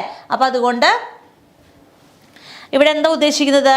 ഇവിടുത്തെ ആൻസർ ഓഡ് വൺ ആയിട്ട് വരുന്നത് പവർ ഓഫ് അക്കോമഡേഷൻ ആണ്. ഓക്കെ, നമുക്ക് അടുത്ത ക്വസ്റ്റ്യൻ കണ്ടാലോ. If the near point of a person is 25 centimetre and the far point is not infinity, അങ്ങനെയാണെങ്കിൽ അയാൾക്ക് ഏത് ഡിഫക്റ്റ് ആണ്? ഡിഫക്റ്റ് ഒന്നുമില്ല. മയോപ്പിയ, പ്രസ്ബയോപ്പിയ, ഹൈപ്പർമെട്രോപ്പിയ മാർച്ച് 2024 വന്നിട്ടുള്ള ഒരു ഇമ്പോർട്ടൻറ്റ് ക്വസ്റ്റ്യൻ ആണ്. എന്താണ് ഇതിൻ്റെ ആൻസർ? മയോപ്പിയ ആണല്ലേ. കാരണം എന്താണ്? നിയർ പോയിന്റ് 25 ആണ്, പക്ഷേ far point it's not infinity. അപ്പോൾ അതിനർത്ഥം എന്താ? He is suffering from a disease near sightedness. Clear അല്ലേ? ഓക്കെ, നമുക്ക് അതിൻ്റെ ക്ലിയർ ആയിട്ട് മനസ്സിലാക്കി തരാൻ നിങ്ങൾക്ക് ഒരു പിക്ചർ കൊടുത്തിട്ടുണ്ട്. മയോപ്പിക് വിഷൻ എങ്ങനെയായിരിക്കും? ഒരു നോർമലായിട്ട് ഒരാൾ ഇങ്ങനെയാണ് വ്യൂ ചെയ്യുന്നതെങ്കിൽ മയോപ്പിക് വിഷൻ നോക്കിക്കേ, അടുത്തുള്ളത് ക്ലിയർ ആയിട്ട് കാണാം, പക്ഷേ ഇൻഫിനിറ്റിയിൽ വരുന്നത് അല്ലേ, ഫാർ ആയിട്ടുള്ള ക്ലിയർ ആയിട്ട് കാണാൻ പറ്റുന്നില്ല. ഹൈപ്പർമെട്രോപ്പിക് എന്ന് പറയുമ്പോൾ അങ്ങനെയല്ല. എന്താണ്? ദൂരെയുള്ളത് കാണാം, അടുത്തുള്ളത് കാണാൻ പറ്റുന്നില്ല. ഓക്കെ, ഇനി ഇതിനെങ്ങനെയാണ് നമ്മൾ ട്രീറ്റ് ചെയ്യുന്നത് നിങ്ങൾക്കറിയാം അല്ലേ. കറക്ഷൻ കൊടുക്കുന്നത് എങ്ങനെയാണ്? മയോപ്പിക് വിഷൻ ഉള്ള ഒരാൾക്ക് നമ്മൾ സജസ്റ്റ് ചെയ്യുന്നത് എങ്ങനത്തെ ലെൻസാണ്? ഒരു കോൺകേവ് ലെൻസാണ് അല്ലേ. അതുപോലെ ഹൈപ്പർമെട്രോപ്പി ഉള്ള ഒരാൾക്ക് നമ്മൾ സജസ്റ്റ് ചെയ്യുന്നത് എങ്ങനത്തെ ലെൻസാണ്? Yes, it is a convex lens. നിങ്ങൾക്ക് അതൊക്കെ അറിയാമെന്ന് വിചാരിക്കുന്നു. അപ്പോൾ നമുക്ക് അടുത്തൊരു 2024 ക്വസ്റ്റ്യൻ കാണാം. Ray diagram of the image formation in the human eye is depicted. ഇവിടെ 3 പിക്ചേഴ്സ് അല്ലേ, ABC തന്നിട്ടുണ്ട്. ഇതിൽ ഏത് ഫിഗറാണ് ഷോർട്ട് സൈറ്റഡ്നെസ്, അതായത് മയോപ്പിയയെ കാണിക്കുന്നത്? ഷോർട്ട് സൈറ്റഡ്നെസ് പറയുമ്പോൾ എന്താ? മയോപ്പിയ. അടുത്തുള്ളത് കാണാൻ പക്ഷെ ദൂരെയുള്ളത് കാണാൻ പറ്റുന്നില്ല. അപ്പോൾ ഇതിൽ ഏതായിരിക്കും? Will it be A, B or C എന്നാണ് നമ്മുടെ ചോദ്യം. എന്താണ് ആൻസർ? ഫിഗർ B ആണ് അല്ലേ. ഇതിൽ നമ്മുടെ ഫിഗർ B ആണ് എന്ത്? മയോപ്പിക് ആയിട്ടുള്ള ആളുടെ എന്താ പറയുന്നത്, കറക്റ്റ് പിക്ചറായിട്ട് ഇമേജ് ഫോർമേഷൻ കൊടുത്തിട്ടുള്ളത്. ഇനി എന്തുകൊണ്ടാണ് മയോപ്പിയ ഉണ്ടാവുന്നത്? അതിൻ്റെ പ്രധാനപ്പെട്ട റീസൺസ് എന്തൊക്കെയാണ്? 2 പ്രധാന റീസൺസ് ആണുള്ളത് അല്ലേ. ഒന്ന്, ഐബോൾ എന്ന് പറഞ്ഞാൽ എന്തായിരിക്കും? നോർമൽ സൈസിനേക്കാൾ വലുതായിരിക്കും. Eyeball will be larger than the normal size. ഇനി ഫോക്കൽ ലെങ്ത് എങ്ങനെയായിരിക്കും? Focal length of the islands will be shorter. നമുക്ക് വേണ്ടതിനേക്കാൾ എന്താണ് ഫോക്കൽ ലെങ്ത് കുറവാണ്. അതാണ് നമ്മൾ കണ്ട പിക്ചറിൽ. അതിന് മുന്നെയാണ് അവ കൂട്ടിമുട്ടിയിട്ടുള്ളത്, റെറ്റിനയിലേക്ക് എത്തിയിട്ടില്ല. ഓക്കെ, അപ്പോൾ മയോപ്പിയ എന്ന് പറയുന്ന നിയർ സൈറ്റഡ്നെസ് ഉള്ള ഒരാൾക്ക് കറക്ഷന് വേണ്ടിയിട്ട് നമ്മൾ ഒരു സ്യൂട്ടബിൾ പവറുള്ള ഏത് ലെൻസാണ് സജസ്റ്റ് ചെയ്യുന്നത്? It will be A concave lens. ഇത് കൃത്യമായിട്ട് പഠിക്കണം. റീസൺ ചോദിക്കാം. അതുപോലെ എങ്ങനെയാണ് നമ്മൾ ഓരോ ഐ ഡിഫക്റ്റും ട്രീറ്റ് ചെയ്യുന്നത് എല്ലാം നിങ്ങൾക്ക് എക്സാമിന് വരാറുണ്ട് കേട്ടോ. നമുക്ക് അടുത്തൊരു ക്വസ്റ്റ്യൻ നോക്കാവേ. ഇവിടെ നമുക്ക് ഒരു പിക്ചർ കൊടുത്തിട്ടുണ്ട് അല്ലേ. സൺലൈറ്റ് പാസ് ചെയ്യുന്നു. അവിടെ എന്ത് ഫിനോമിനാന്ന് നമുക്ക് പറഞ്ഞു വരാം കേട്ടോ. സബ് ക്വസ്റ്റ്യൻ നോക്കിക്കേ. Which are the colours obtained on the screen? ഇവിടെ ഏതെല്ലാം കളേഴ്സ് ആണ് വരുന്നത് എന്നാണ് ചോദിക്കുന്നത്. ഡിസ്പേർഷൻ ഓഫ് ലൈറ്റാണ് നിങ്ങൾക്ക് അവിടെ കാണാൻ പറ്റുന്നത് അല്ലേ. White light splitting into 7 component colours, അതാണ് നിങ്ങൾക്ക് ഇവിടെ കാണുന്നത്. സോ ഏതൊക്കെ കളേഴ്സാണ് ഇവിടെ വരുന്നത്? യെസ്, നമ്മൾ ഷോർട്ട് ഫോമിൽ വിബ്ജിയോർ എന്ന് പറയും അല്ലേ. വിബ്ജിയോർ, അതായത് violet, IndiGo, blue, green, yellow, orange and red, അതായത് വിസിബിൾ കളേഴ്സ്. അതാണ് അവിടെ നിങ്ങൾക്ക് കാണുക നമുക്കിവിടെ വരുന്നത് കേട്ടോ. ഇനി which among these has the longest wave length? High wave length ഉള്ളത് ആർക്കാ? റെഡിനാണ് അല്ലേ. റെഡിനാണ് ലോങ്ങസ്റ്റ് വേവ് ലെങ്ത് ഉള്ളത്. ഇനി വൈറ്റ് ലൈറ്റ് സ്പ്ലിറ്റ് ചെയ്ത് അതിൻ്റെ കമ്പോണൻറ്റ് ഓർ കോൺസ്റ്റൻറ്റ് കളേഴ്സ് ആവുന്നത് നമ്മൾ എന്താ പറയുക? We call it as dispersion of light എന്നാണ് അതിനെ പറയുന്നത്. What difference is observed when red laser light is used instead of sunlight? അപ്പോൾ സൺലൈറ്റിന് പകരം നമ്മൾ ഒരു റെഡ് ലേസർ ലൈറ്റാണ് യൂസ് ചെയ്യുന്നതെങ്കിൽ ഈ ഡിസ്പേർഷൻ നടക്കുമോ അവിടെ? ഡിസ്പേർഷൻ നടക്കില്ല അല്ലേ. എന്തായിരിക്കും ഡിസ്പേർഷൻ നടക്കാതിരിക്കാനുള്ള കാരണം? അവിടെ റെഡ് കളർ മാത്രമേ ഉള്ളൂ. അതുകൊണ്ട് ഒറ്റ കളർ മാത്രമുള്ള അതിനെ സ്പ്ലിറ്റ് ചെയ്ത് കമ്പണ കളേഴ്സ് ആവാൻ പറ്റില്ലല്ലോ. So dispersion does not takes place. Okay, അപ്പോൾ അത് നിങ്ങൾ അറിഞ്ഞിരിക്കണം. അപ്പോൾ ഡിസ്പേർഷൻ ഓഫ് ലൈറ്റ് കാണിക്കുന്ന ഒരു പിക്ചറാണിത് അല്ലേ. ഇവിടെ ഒരു എന്താ പറയുന്നത്, ഒരു സിംഗിൾ റേ ഓഫ് ലൈറ്റ് വന്ന് ഒരു പ്രിസത്തിൽ മീറ്റ് ചെയ്തിട്ട് അവിടെ ചെന്ന് സംഭവിക്കുകയാണ്. അവിടെ ഡിസ്പേർഷൻ നടക്കുമ്പോഴേക്കും നമുക്കറിയാം അല്ലേ, 7 കമ്പോണൻറ്റ് കളേഴ്സിൽ സ്പ്ലിറ്റ് ചെയ്യും. വയലറ്റ് താഴെയും അതുപോലെ റെഡ് മുകളിലായിട്ടാണ് നമ്മൾ വരുന്നത്. അപ്പോൾ അതിൽ വിബ്ജിയോർ കളേഴ്സ് 7 വരും അല്ലേ. സോ ഇതിനെയാണ് ഡിസ്പേർഷൻ ഓഫ് ലൈറ്റ് അഥവാ പ്രകാശ പ്രകീർണനം എന്ന് പറയുന്നത്. ക്ലിയർ ആണല്ലോ? യെസ്. ഇനി മറ്റൊരു ക്വസ്റ്റ്യൻ കാണാം. ഗിവ് റീസൺ ആണ് കേട്ടോ. ഫസ്റ്റ് വൺ നോക്കിക്കേ. A rapidly rotating Newton's disc colour disc appears white. എന്തുകൊണ്ടാണ്? ന്യൂട്ടൻ്റെ ഡിസ്ക് നമുക്കറിയാം, അത് സ്പീഡിൽ ഇങ്ങനെ റൊട്ടേറ്റ് ചെയ്യുമ്പോൾ നമുക്കത് വൈറ്റ് ആയിട്ട് കാണാനുള്ള പ്രധാന കാരണം പെർസിസ്റ്റൻസ് ഓഫ് വിഷൻ ആണ്. എന്താണ് പെർസിസ്റ്റൻസ് ഓഫ് വിഷൻ? എന്താ അത്? നമ്മൾ ഈ ഒരു ഡിസ്ക് ഫാസ്റ്റായിട്ട് റൊട്ടേറ്റ് ചെയ്യുന്ന സമയത്ത് all the race of the light from the 7 colours reach the retina within 1/16 second. 1/16 of A സെക്കൻഡിൽ എന്താണ് ഇത് നമ്മുടെ റെറ്റിനയിൽ വന്ന് വീഴുന്നുണ്ട് അല്ലേ. സോ നമുക്കിത് എല്ലാം കൂടെ ഫാസ്റ്റായിട്ട് വരുമ്പോൾ നമുക്കത് എന്തായിട്ട് തോന്നും? ഡിസ്ക് വൈറ്റിഷ് ആയിട്ട് നമുക്ക് തോന്നും. Okay, yes. ഇനി രണ്ടാമത്തെ സബ് ക്വസ്റ്റ്യൻ കാണണ്ടേ. Sun appears red during sunrise and sunset. എന്തുകൊണ്ടാണ്? നമുക്കറിയാം റെഡ് എന്ന് പറയുന്ന കളറ് ലീസ്റ്റ് സ്കാറ്റർ ചെയ്യുന്ന ആളാണ്. കാരണം എന്തുകൊണ്ടാ? അതിന് ലോങ്ങസ്റ്റ് വേവ് ലെങ്ത് ഉണ്ട്. എപ്പോഴും ഓർക്കണം, red it has higher wave length high ആയതുകൊണ്ട് തന്നെ അതിന് സ്കാറ്ററിങ് എന്തായിരിക്കും, ലെസ് ആയിരിക്കും. ഓക്കെ, അപ്പോൾ ബാക്കിയെല്ലാം ഷോർട്ട് വേവ് ലെങ്ത് ഉള്ള കളേഴ്സും എന്ത് ചെയ്ത് പോകും, സ്കാറ്റർ ചെയ്ത് പോയാലും കൂടുതൽ ദൂരത്തേക്ക് ട്രാവൽ ചെയ്യാൻ പറ്റുന്നത് ആർക്ക് മാത്രമേ ഉള്ളൂ, റെഡിന് മാത്രമേ ഉള്ളൂ. അതുകൊണ്ടാണ് സൺറൈസ് ആൻഡ് സൺസെറ്റ് സമയത്ത് നമുക്ക് നമ്മുടെ കണ്ണിൽ റെഡ് മാത്രം വന്ന് കാണുന്നത്. അപ്പോൾ ഉദയസൂര്യനും അസ്തമയ സൂര്യനും റെഡിഷ് ആയിട്ട് കാണാനുള്ള കാരണം അതാണ്. അപ്പോൾ ഈ പോയിന്റ്സ് നിങ്ങൾ ഓർത്തിരിക്കണം കേട്ടോ. ഓക്കെ, യെസ്, അതിന് ആൻസർ കൃത്യമായിട്ട് പറയുന്നുണ്ട് കേട്ടോ. നമുക്ക് മൂന്നാമത്തെ സബ് ക്വസ്റ്റ്യൻ കാണണ്ടേ. A clear sky appears blue. എന്തുകൊണ്ടാണ് ഒരു ക്ലിയർ സ്കൈ ബ്ലൂ ആയിട്ട് കാണുന്നത്? ബ്ലൂവിൻ്റെ പ്രത്യേകത എന്താ, വേവ് ലെങ്ത് ഏറ്റവും കുറവാണ് അല്ലേ, ഷോർട്ടർ വേവ് ലെങ്താണ്.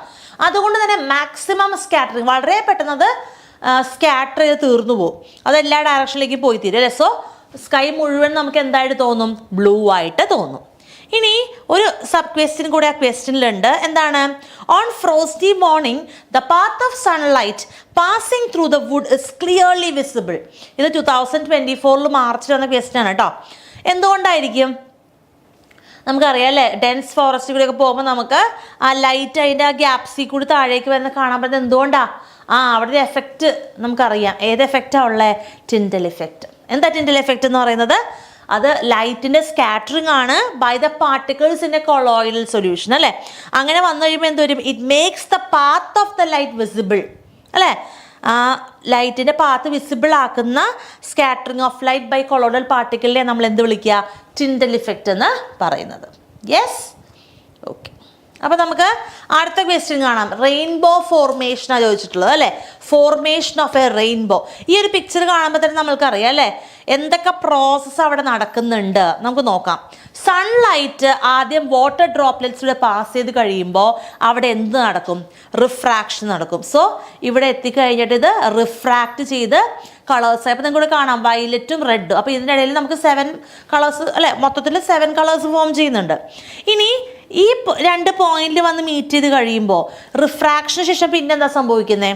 ഈ വാട്ടർ ഡ്രോപ്പിൻ്റെ ഉള്ളിൽ വെച്ച് ഇൻറ്റേർണൽ റിഫ്ലക്ഷൻ ഉണ്ട് അല്ലേ. സോ അതിന് ശേഷം രണ്ടാമത് ഇൻറ്റേർണൽ റിഫ്ലക്ഷൻ വാട്ടർ ഡ്രോപ്പിൻ്റെ ഉള്ളിൽ വെച്ച് നടക്കുന്നുണ്ട്. ഇനി വീണ്ടും അത് ഈ വയലറ്റും റെഡും ഇങ്ങനെ ഈ ഒരു വാട്ടർ ഡ്രോപ്പിൻ്റെ അറ്റത്ത് വന്നു കഴിയുമ്പോൾ എന്ത് പറ്റും? വീണ്ടും പുറത്തേക്ക് പോകണം. സോ ഒരു തവണ കൂടി എന്ത് നടക്കും? റിഫ്രാക്ഷൻ അവിടെ നടക്കുന്നുണ്ട് അല്ലേ. സോ പുറത്തേക്ക് വരുമ്പോഴും റിഫ്രാക്ഷൻ നടന്നിട്ടാണ് പുറത്തേക്ക് വരുന്നത്. സോ ഇങ്ങനെ വരുമ്പോൾ ഇതൊരു ആർക്കിൻ്റെ ഫോമിലാണ് നിൽക്കുക. അതുകൊണ്ടാണ് നമ്മൾ റെയിൻബോ ഒരു ആർക്കാന്ന് നമുക്ക് തോന്നാനുള്ള കാരണം.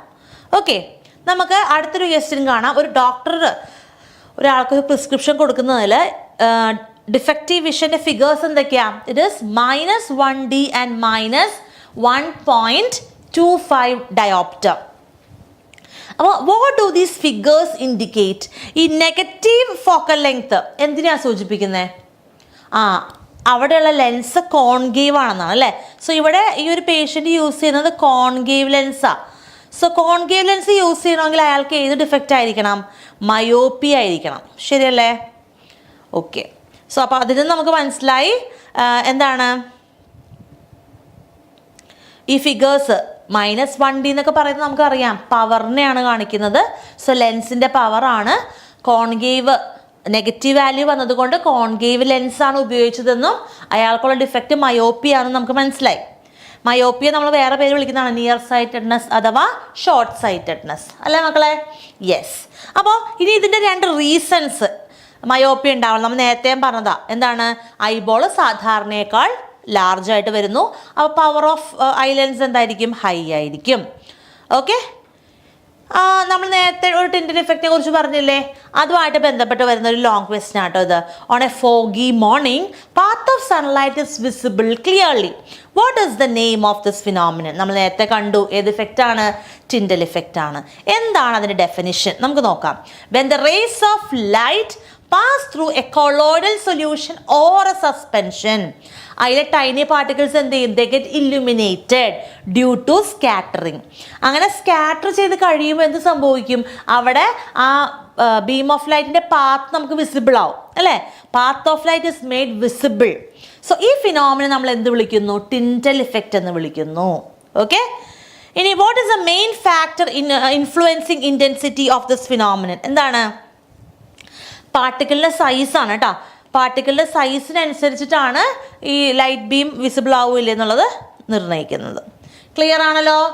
അങ്ങനെയാണ് നമുക്ക് അടുത്ത ക്വസ്റ്റ്യനിലേക്ക് പോകാം. White light splits in to its constituent colours when passed through a glass prism. What is the name of the process of splitting? എന്താണ് ആ സ്പ്ലിറ്റിങ്ങിൻ്റെ പേര്? നമ്മൾ നേരത്തെയും കണ്ടല്ലേ, അതിൻ്റെ പേരെന്താണ്? ഡിസ്പേർഷൻ ഓഫ് ലൈറ്റ് എന്നാണ്. ഇനി എന്തുകൊണ്ടാണ് ഇങ്ങനെ ഒരു ഡിസ്പേർഷൻ അവിടെ നടക്കുന്നത്? അതിൻ്റെ കാരണം എന്താ? Because of the variation in the optical density of the medium and the light with a different frequency wave. അത് കോമ്പസിറ്റ് ലൈറ്റ് ആണല്ലോ. മൂന്നാമത്തെ ഒരു കാര്യം അവിടെ ചോദിക്കുന്നുണ്ട്, എന്താണ്? Draw the diagram for recombining these colours produced by the prism. നമുക്കറിയാം, ആദ്യമേ നമ്മൾ ഡിസ്പേർഷൻ നടക്കുന്നു, വീണ്ടും ഒരു പ്രിസത്തെ നമ്മൾ ഇൻവേർട്ടായിട്ട് വെക്കുവാണെങ്കിൽ വീണ്ടും ഒരു തവണ കൂടി എന്ത് പറ്റും?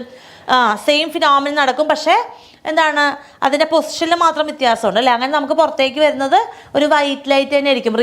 കോമ്പിനേഷൻ കഴിഞ്ഞ് കഴിയുമ്പോൾ കിട്ടുന്നത് എന്താ? വൈറ്റ് ലൈറ്റ് ആണ് കേട്ടോ. ഇനി 2022 വന്ന മാർച്ചിൽ വന്നൊരു ക്വസ്റ്റ്യൻ നോക്കാം. The figure given below shows dispersion of white light when it passes through a prism. ഈ പിക്ചർ നിങ്ങൾക്ക് ഫെമിലിയർ ആണല്ലേ? എന്താ നമ്മുടെ ക്വസ്റ്റ്യൻ? ഏത് കളറാണ് കൂടുതൽ ഡീവിയേറ്റ് ചെയ്യുന്നത്? നമുക്കറിയാം ഏതാണ് കൂടുതൽ ഡീവിയേറ്റ് ചെയ്യുന്ന കളറ്? വയലറ്റ് ആണ് അല്ലേ? ഇനി രണ്ടാമത്തെ സബ് ക്വസ്റ്റ്യൻ എന്താ? Which colour of the visible light has the longest wave length? ഏറ്റവും വേവ് ലെങ്ത് കൂടുതൽ ആർക്കാന്നാ പറഞ്ഞത്? റെഡിനാണ്. അതുകൊണ്ട് അതിന് ഡീവിയേഷൻ കുറവായിരിക്കും. മൂന്നാമത്തെ question, during dispersion each colour has got different deviation. എന്തുകൊണ്ടാ? കാരണം നമുക്കറിയാം ഓരോ കളറിൻ്റെയും വേവ് ലെങ്ത് വ്യത്യാസമാണ് അല്ലേ? സോ വേവ് ലെങ്ത് മാറുന്നതനുസരിച്ചിട്ട് അവരെന്തുമാത്രം ഡീവിയേറ്റ് ചെയ്യും, അവരുടെ എക്സ്റ്റെൻറ്റ് ഓഫ് ഡീവിയേഷനും മാറിക്കൊണ്ടിരിക്കും. ക്ലിയർ ആണോ? എല്ലാവർക്കും മനസ്സിലായി എന്ന് വിചാരിക്കുന്നു. ഓക്കെ, അടുത്തൊരു ക്വസ്റ്റ്യൻ നോക്കിയാൽ മാർച്ച് 2020 വന്ന ക്വസ്റ്റ്യൻ ആണ്. നമുക്ക് കുറച്ച് കളേഴ്സ് കൊടുത്തിട്ട് ഓർഡറിൽ ഇതിൽ കറക്റ്റ് ഒരു സ്പെക്ട്രം ഓഫ് സൺലൈറ്റിൽ കാണുന്ന കറക്റ്റ് ഓർഡർ ഓഫ് കളേഴ്സ് പറയാനാണ് പറഞ്ഞേക്കുന്നത്. ഏതാണ്? യെസ്, എല്ലാ കളറും തന്നിട്ടില്ല, തന്നേക്കുന്ന ഓർഡറിൽ കറക്റ്റ് ആയിട്ടുള്ള എഴുതുക. അപ്പോൾ violet, then blue, yellow and red അല്ലേ? അപ്പോൾ നമ്മുടെ ഓപ്ഷൻ ബി ആണ് ഇവിടെ കറക്റ്റ് ആയിട്ടുള്ളത്. അപ്പോൾ വിബ്ജിയോർ എന്നുള്ള ഒരു നിമോണിക് ഉപയോഗിച്ച് നിങ്ങൾക്ക് അത് എഴുതാവുന്നതാണ് കേട്ടോ. അടുത്ത ക്വസ്റ്റ്യൻ നോക്കിക്കേ. വീണ്ടും നമുക്ക് dispersion of ray of light കാണിച്ചിട്ടുണ്ട് ഒരു വാട്ടർ ഡ്രോപ്പിൽ അറ്റ്മോസ്ഫിയറിൽ നടക്കുന്നത്.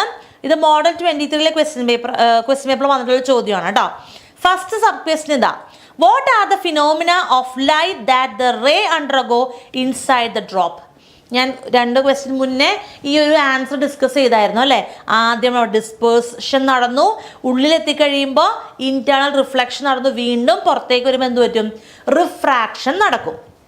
ഇനി പിയും ക്യൂവും ഏതൊക്കെ കളേഴ്സാണെന്ന് ചോദിച്ചിട്ടുണ്ട്. ഏതൊക്കെ കളേഴ്സാണ്? പി എന്ന് പറയുന്നത് ഇവിടെ നിങ്ങൾക്ക് കാണാം അല്ലേ, 2 ഇതായിട്ട് കൊടുത്തിട്ടുണ്ട്. അതായത് ആ വിബ്ജിയോർ എന്നുള്ളതിൽ പിയും ക്യൂവും ഏതിനെ സൂചിപ്പിക്കുന്നു എന്നുള്ളതാണ്. P represents violet and Q represents red. അപ്പോൾ ഈ what are the colours seen in the inner and outer edge of a primary rainbow? അപ്പോൾ ഉള്ളിൽ നമുക്ക് എന്ത് കാണാം? ഇന്നർ എഡ്ജിൽ വയലറ്റും കാണാം, ഔട്ടർ എഡ്ജിൽ നമുക്ക് എന്ത് കാണാം? റെഡും കാണാം അല്ലേ? റെഡിന് എന്താണ്? ലോങ്ങസ്റ്റ് വേവ് ലെങ്ത് ആണ് കേട്ടോ. യെസ്, അങ്ങനെ നമ്മൾ 7th ചാപ്റ്ററിലേക്ക് എത്തിയിരിക്കുകയാണ്. ഈ ഒരു ചാപ്റ്റർ നിങ്ങൾക്കായിട്ട് എക്സ്പ്ലെയിൻ ചെയ്യുന്നത് ചിന്നു മിസ്സാണ്. അപ്പോൾ ചിന്നു മിസ് റെഡി ആയിട്ടുണ്ട്. അപ്പോൾ നമുക്ക് ചിന്നു മിസ് എന്താണ് ഈ ചാപ്റ്ററിനെ കുറിച്ച് പറയാനുള്ളത് നോക്കാം കേട്ടോ. ഓക്കെ, ഇതിന് മുന്നുള്ള ചാപ്റ്റർ നമ്മുടെ ആഷ്ലി മിസ് നല്ല അടിപൊളിയായിട്ട് നിങ്ങൾക്ക് പഠിപ്പിച്ചു തന്നിട്ടുണ്ട്. സോ നമുക്ക് എനർജി മാനേജ്മെൻറ്റ് എന്താണ്, ആ ഒരു ടോപ്പിക്കിൻ്റെ ഉള്ളിൽ ഏതൊക്കെ ഇമ്പോർട്ടൻറ്റ് ക്വസ്റ്റ്യൻസ് നമുക്ക് ചെക്ക് ചെയ്യണം എന്നൊന്ന് നോക്കിയാലോ. സോ ഫസ്റ്റ് വരുന്ന question, analyze the relationship between the terms in the first pair and complete the second one accordingly. So നമുക്കിവിടെ LPG എന്ന് വന്നിട്ട് ബ്യൂട്ടേൻ എന്ന് പറഞ്ഞതിൻ്റെ കമ്പോണൻറ്റ് കൊടുത്തിട്ടുണ്ട്. സോ CNG എന്താണ്, അല്ലെങ്കിൽ CNG നമ്മൾ നേരത്തെ ഉള്ള ആ ഒരു പെയർ ഓഫ് റിലേഷൻ വെച്ചിട്ട് CNGയുടെ കറസ്പോണ്ടിങ് ആയിട്ടുള്ള കമ്പോണൻറ്റ് ഏതാണ് എന്നാണ് നമ്മുടെ ചോദ്യം. സോ എന്തായിരിക്കും? മീഥേൻ ആണ് അല്ലേ? മീഥേൻ ആണ്. ഓക്കെ, എല്ലാവർക്കും ഹായ്. അപ്പോൾ നമുക്ക് അടുത്തൊരു ക്വസ്റ്റ്യൻ നോക്കിയാലോ. What is A energy conversion taking place in A wind mill? ഒരു വിൻഡ് മില്ലിൽ ഏത് തരത്തിലുള്ള എനർജി കൺവേർഷനാണ് നടക്കുന്നത്? ആർക്കെങ്കിലും ആൻസർ ചെയ്യാവോ? ഏത് തരത്തിലുള്ള എനർജി കൺവേർഷനാണ്? നമുക്കറിയാം അല്ലേ, വിൻഡ് എനർജി എന്തായി മാറുന്നു? വിൻഡ് എനർജി ആദ്യം മെക്കാനിക്കൽ എനർജി ആയിട്ട് മാറുന്നു, അതിനുശേഷം ഇലക്ട്രിക്കൽ എനർജി ആയിട്ട് മാറുന്ന ഒരു കൺവേർഷനാണ് നമുക്ക് വിൻഡ് മില്ലിൽ കാണാൻ സാധിക്കുന്നത്. Okay, then next one, classify the energy produced from the following sources as green energy and brown energy. So നമുക്കിവിടെ ബ്രാക്കറ്റിൽ കുറച്ചധികം എനർജീസ് തന്നിട്ടുണ്ട്. സോ അതിനെ നമുക്ക് ഗ്രീൻ എനർജിയും അതുപോലെ തന്നെ ബ്രൗൺ എനർജിയും ആയിട്ട് ക്ലാസിഫൈ ചെയ്യണം. ഒന്നൊന്ന് ട്രൈ ചെയ്ത് നോക്കിയാൽ. അപ്പോൾ ഇങ്ങനെ ഒരു ക്വസ്റ്റ്യൻ വന്നു കഴിഞ്ഞാൽ എന്താ ചെയ്യേണ്ടത്? ആദ്യം തന്നെ നമ്മളൊരു കോളം വരക്കുക. അതിൽ ഫസ്റ്റ് കോളത്തിൽ ഗ്രീൻ എനർജി എന്ന് കൊടുക്കുക, സെക്കൻഡ് കോളത്തിൽ ബ്രൗൺ എനർജിന്ന് കൊടുക്കുക. ഗ്രീൻ എനർജി എന്താണ്? റീയൂസബിൾ ആയിട്ടുള്ള എനർജിയാണ് എന്ത്? ഗ്രീൻ എനർജി അല്ലേ. അതേസമയം ബ്രൗൺ എനർജി എന്താണ്? നമുക്ക് റീയൂസ് ചെയ്യാൻ പറ്റാത്ത എനർജീസിനെയാണ് നമ്മൾ എന്ത് പറയുന്നത്? ബ്രൗൺ എനർജി എന്ന് പറയുന്നത്. അങ്ങനെയാണെങ്കിൽ ഈ ഒരു ക്വസ്റ്റ്യൻ ആൻസർ ഒന്ന് ചെയ്ത് നോക്കിക്കേ.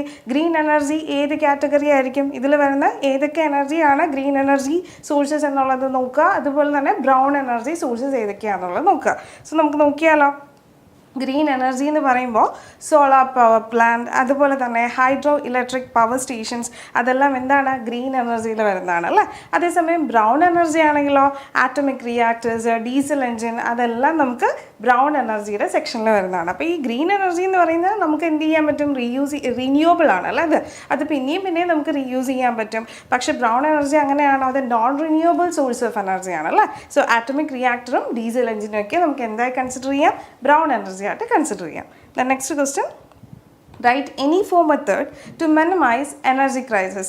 എനർജി ക്രൈസിസ് മിനിമൈസ് ചെയ്യാനായിട്ട് നമുക്ക് ഏതെങ്കിലും ഒരു 4 മെത്തേഡ്സ് എഴുതാനായിട്ടാണ് പറഞ്ഞിരിക്കുന്നത്. സോ നിങ്ങൾക്ക് ഏതെങ്കിലും 2 മെത്തേഡെങ്കിലും കമൻറ്റ് സെക്ഷനിൽ പറയാമോ? ആരെങ്കിലും ഒന്ന് കമൻറ്റ് ചെയ്തേ. Write any 4 method to minimise energy crisis. Energy crisis minimise ചെയ്യാനുള്ള 4 മെത്തേഡ്സ് ആണ് നമ്മളോട് ചോദിച്ചിരിക്കുന്നത്. സോ നമ്മൾ എന്താ ചെയ്യേണ്ടത്? എനർജി ജുഡീഷ്യലി ആയിട്ട് യൂസ് ചെയ്യുക. അതായത് അൺവാണ്ടഡ് ആയിട്ട് എനർജി വേസ്റ്റ് ആക്കുന്ന ആ ഒരു ബിഹേവിയർ നമ്മൾ സ്റ്റോപ്പ് ചെയ്യുക. അപ്പോൾ നമ്മൾ എന്ത് ചെയ്യണം? എനർജി യൂസ് judicially എന്ന് നമുക്ക് പറയാം. Then use renewable sources of energy like solar energy maximum as possible. നമ്മൾ സോളാർ എനർജി എന്ത് ചെയ്യണം? മാക്സിമം ഉപയോഗിക്കുക. കാരണം അതെന്താണ്? റിന്യൂവബിൾ സോഴ്സ് ഓഫ് എനർജിയാണ്. നമുക്കത് റിന്യൂ ചെയ്തെടുക്കാൻ പറ്റും. അതുകൊണ്ട് അത് വെച്ചിട്ടുള്ള സോഴ്സസ് ഓഫ് എനർജി നമ്മൾ കൂടുതൽ യൂസ് ചെയ്യുക. അതുപോലെ തന്നെ very good Anu. Then construct house so as to get sufficient sunlight and air circulation. അതായത് സഫിഷ്യൻ്റ് ആയിട്ടുള്ള സൺലൈറ്റും അതുപോലെ തന്നെ എന്താണ്? എയർ സർക്കുലേഷൻ കിട്ടുന്ന രീതിയിലുള്ള വീടുകൾ നമ്മൾ കൺസ്ട്രക്ട് ചെയ്യുക. അതുപോലെ തന്നെ എന്താ? Use machines having high efficiency ഉള്ള മെഷീൻസ് നമ്മൾ യൂസ് ആക്കുക. സോ ഇത്രയാണ് മെയിനായിട്ട് നമ്മൾ ചെയ്യേണ്ട കാര്യങ്ങൾ. എനർജി ക്രൈസിസ് മിനിമൈസ് ചെയ്യാനായിട്ട് നമ്മൾ ചെയ്യേണ്ട 4 മെത്തേഡ്സ് ആണ് ഇവിടെ കൊടുത്തിരിക്കുന്നത് കേട്ടോ. The next question, name the process in which nuclei of greater mass are split into lighter nuclei. ഇത് വളരെ ഈസി ആയിട്ടുള്ള ക്വസ്റ്റൻ ആണ് അല്ലേ. മാർച്ച് 2024 നമുക്ക് ചോദിച്ചിട്ടുള്ളൊരു ക്വസ്റ്റൻ ആണ്. എന്താണ്? അതായത് ഇവിടെ ചോദിച്ചിരിക്കുന്ന ഇത്രയേ ഉള്ളൂ. ലാർജർ ആയിട്ടുള്ള ന്യൂക്ലിയസ് സ്പ്ലിറ്റ് ആയിട്ട് ലൈറ്റർ ന്യൂക്ലിയർ ആവുന്ന പ്രോസസ്സിന് നമ്മൾ പറയുന്ന പേരെന്താണ്? Nuclear fission. ഓക്കെ. അതേസമയം ന്യൂക്ലിയർ ഫ്യൂഷൻ എന്താണ്? സ്മോളർ ന്യൂക്ലിയസ് ജോയിൻ ചെയ്തിട്ട് ലാർജർ ആയിട്ടുള്ള ന്യൂക്ലിയർ മാറുന്നതിനെയാണ് നമ്മൾ എന്ത് വിളിക്കുന്നത്? ന്യൂക്ലിയർ ഫ്യൂഷൻ എന്ന് പറയുന്നത് അല്ലേ. നമുക്ക് ഫ്യൂഷൻ സോങ് അങ്ങനെ നിങ്ങളൊന്ന് റിലേറ്റ് ചെയ്ത് നോക്കിയാൽ മതി. ഫ്യൂഷൻ സോങ് എന്ന് പറഞ്ഞാൽ എന്താ? ഒരുപാട് സോങ്ങുകൾ കൂട്ടിയാണെങ്കിൽ നമ്മളൊരു വലിയ അത് വളരെയധികം ഒരു മിക്സർ ഓഫ് സോങ് ആയിരിക്കും അല്ലേ. അതുപോലെ തന്നെ നമ്മുടെ ന്യൂക്ലിയർ ഫ്യൂഷൻ എന്ന് പറയുമ്പോൾ എന്താണ്? ഒരുപാട് സ്മോളർ ന്യൂക്ലിയസ് കമ്പൈൻ ചെയ്ത് ലാർജർ ആയിട്ടുള്ള ന്യൂക്ലിയർ ഫോം ചെയ്യുന്നതിനെയാണ് നമ്മൾ എന്ത് വിളിക്കുന്നത്?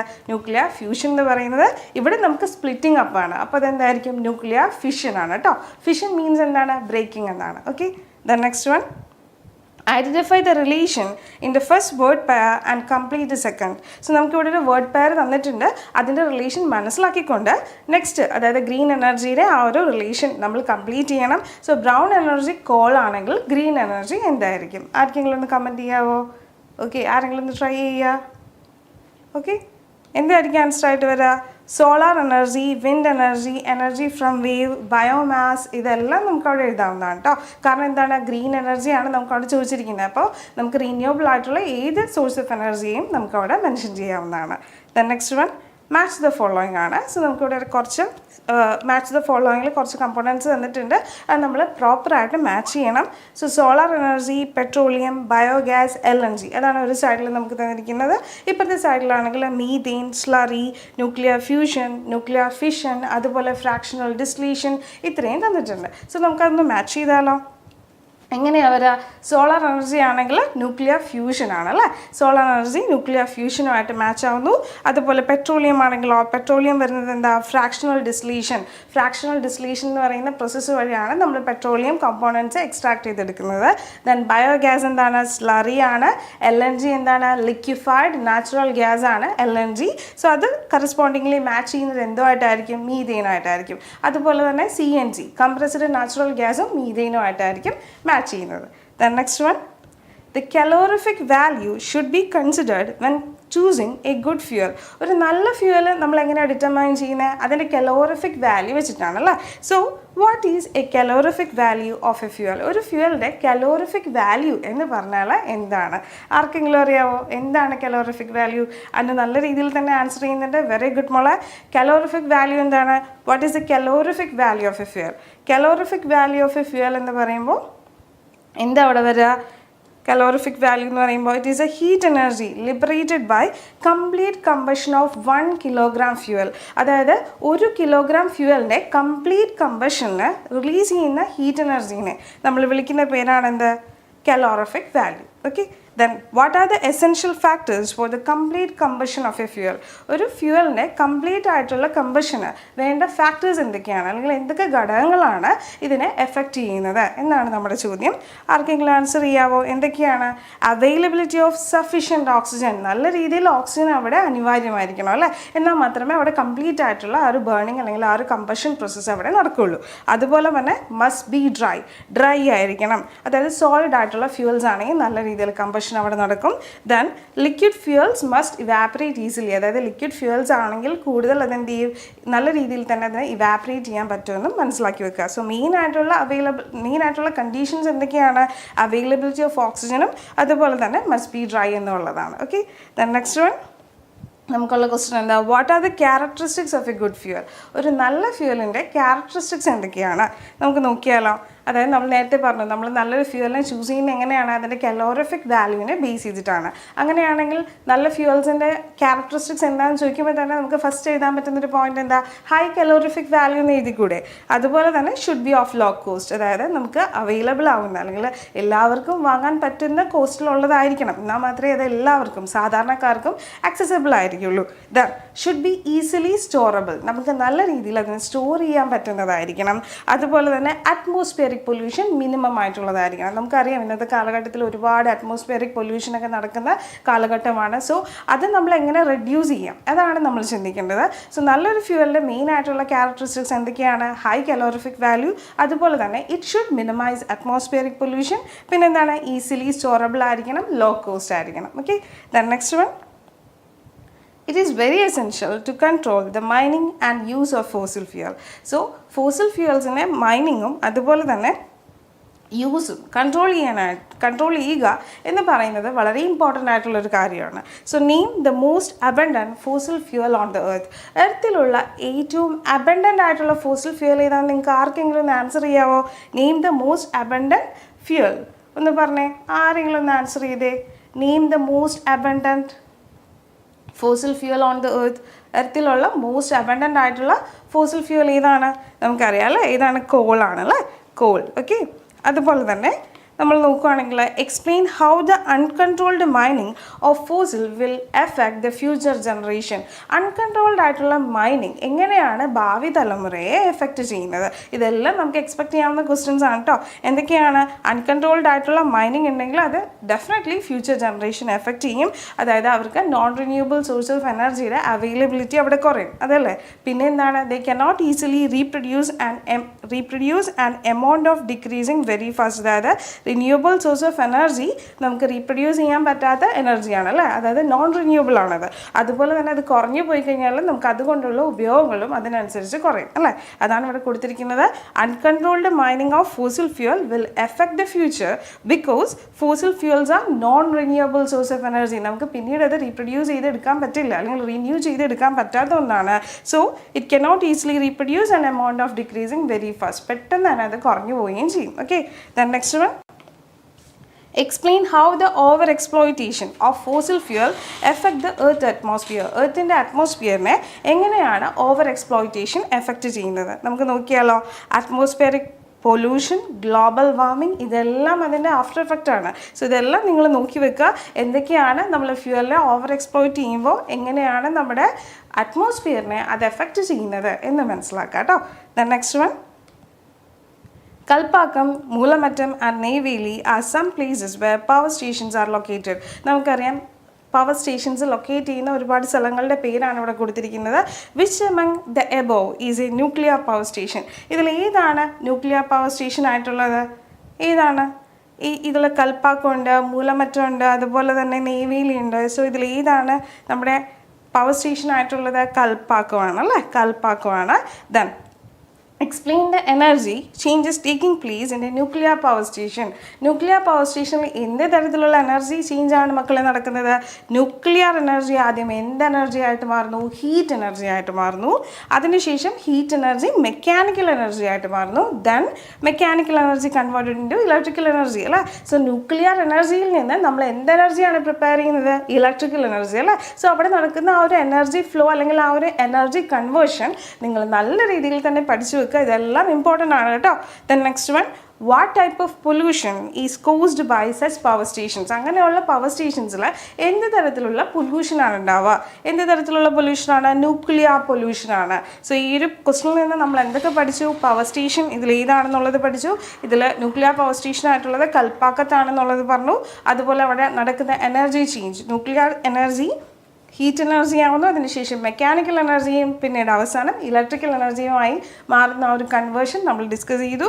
അതുപോലെ ഇത്തരത്തിലുള്ള അല്ലെങ്കിൽ ഈ ഒരു പവർ സ്റ്റേഷൻസിലൊക്കെയുള്ള പൊല്യൂഷൻസ് എങ്ങനത്തെ ഉള്ള പൊല്യൂഷൻസ് ആയിരിക്കും എന്നും നമ്മൾ ഡിസ്കസ് ചെയ്തു അല്ലേ.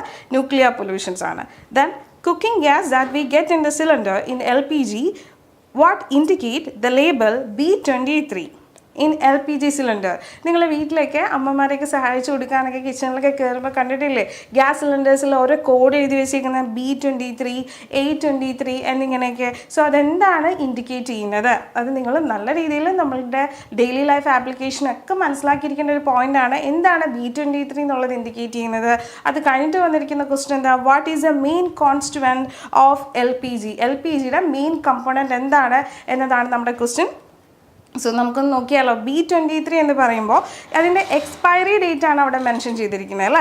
അതായത് ഇപ്പോൾ A ആണെങ്കിൽ നമ്മൾ പറയുന്നത് എന്താ? ജാനുവരി, ഫെബ്രുവരി, മാർച്ച് ആ ഒരു മന്തിനെ ആയിരിക്കും ഇൻഡിക്കേറ്റ് ചെയ്യുന്നത്. B ആണെങ്കിൽ എന്തായിരിക്കും? മാർച്ച് കഴിഞ്ഞാൽ പിന്നെ അടുത്ത ഏതാ? ഏപ്രിൽ, മെയ്, ജൂൺ, ഈ 3 മന്തിനെ ആയിരിക്കും ഇൻഡിക്കേറ്റ് ചെയ്യുന്നത്. സോ ABCD എന്ന് പറയുമ്പോൾ കറസ്പോണ്ടിങ് മന്തിനെയാണ് അത് ഇൻഡിക്കേറ്റ് ചെയ്യുന്നത്. സോ ഇവിടെ B23 എന്ന് പറഞ്ഞാൽ ആക്ച്വലി LPG സിലിണ്ടറിൽ ഇൻഡിക്കേറ്റ് ചെയ്തിരിക്കുന്നത് എന്താണ്? അതിൻ്റെ എക്സ്പയറി ഡേറ്റ് ആണ് അല്ലേ. സോ നമുക്ക് എന്ത് പറയാം? ജൂൺ 23 ആണ്. ജൂൺ 2023. അതായത് ആ ഒരു LPG സിലിണ്ടറിൻ്റെ എക്സ്പയറി എപ്പോഴാണ്? ജൂൺ 2023 ആണെന്നുള്ളതാണ് ഇൻഡിക്കേറ്റ് ചെയ്യുന്നത്. അതായത് ആ ഒരു നമ്പർ ഇൻഡിക്കേറ്റ് ചെയ്തിട്ടില്ലേ, അതെന്താണ്? ആക്ച്വലി ഇയർ ആണ് കേട്ടോ. ഇപ്പോൾ 23ക്ക് പകരം 24 ആണെങ്കിൽ അതെന്തായിരിക്കും? 2024 എന്നായിരിക്കും പറയാം. Okay. Then which is the main constituent of LPG? LPGയുടെ മെയിൻ കോൺസ്റ്റുവൻറ്റ് ഏതാണ്? നമുക്കറിയാം അല്ലേ. Ethyl mercaptan.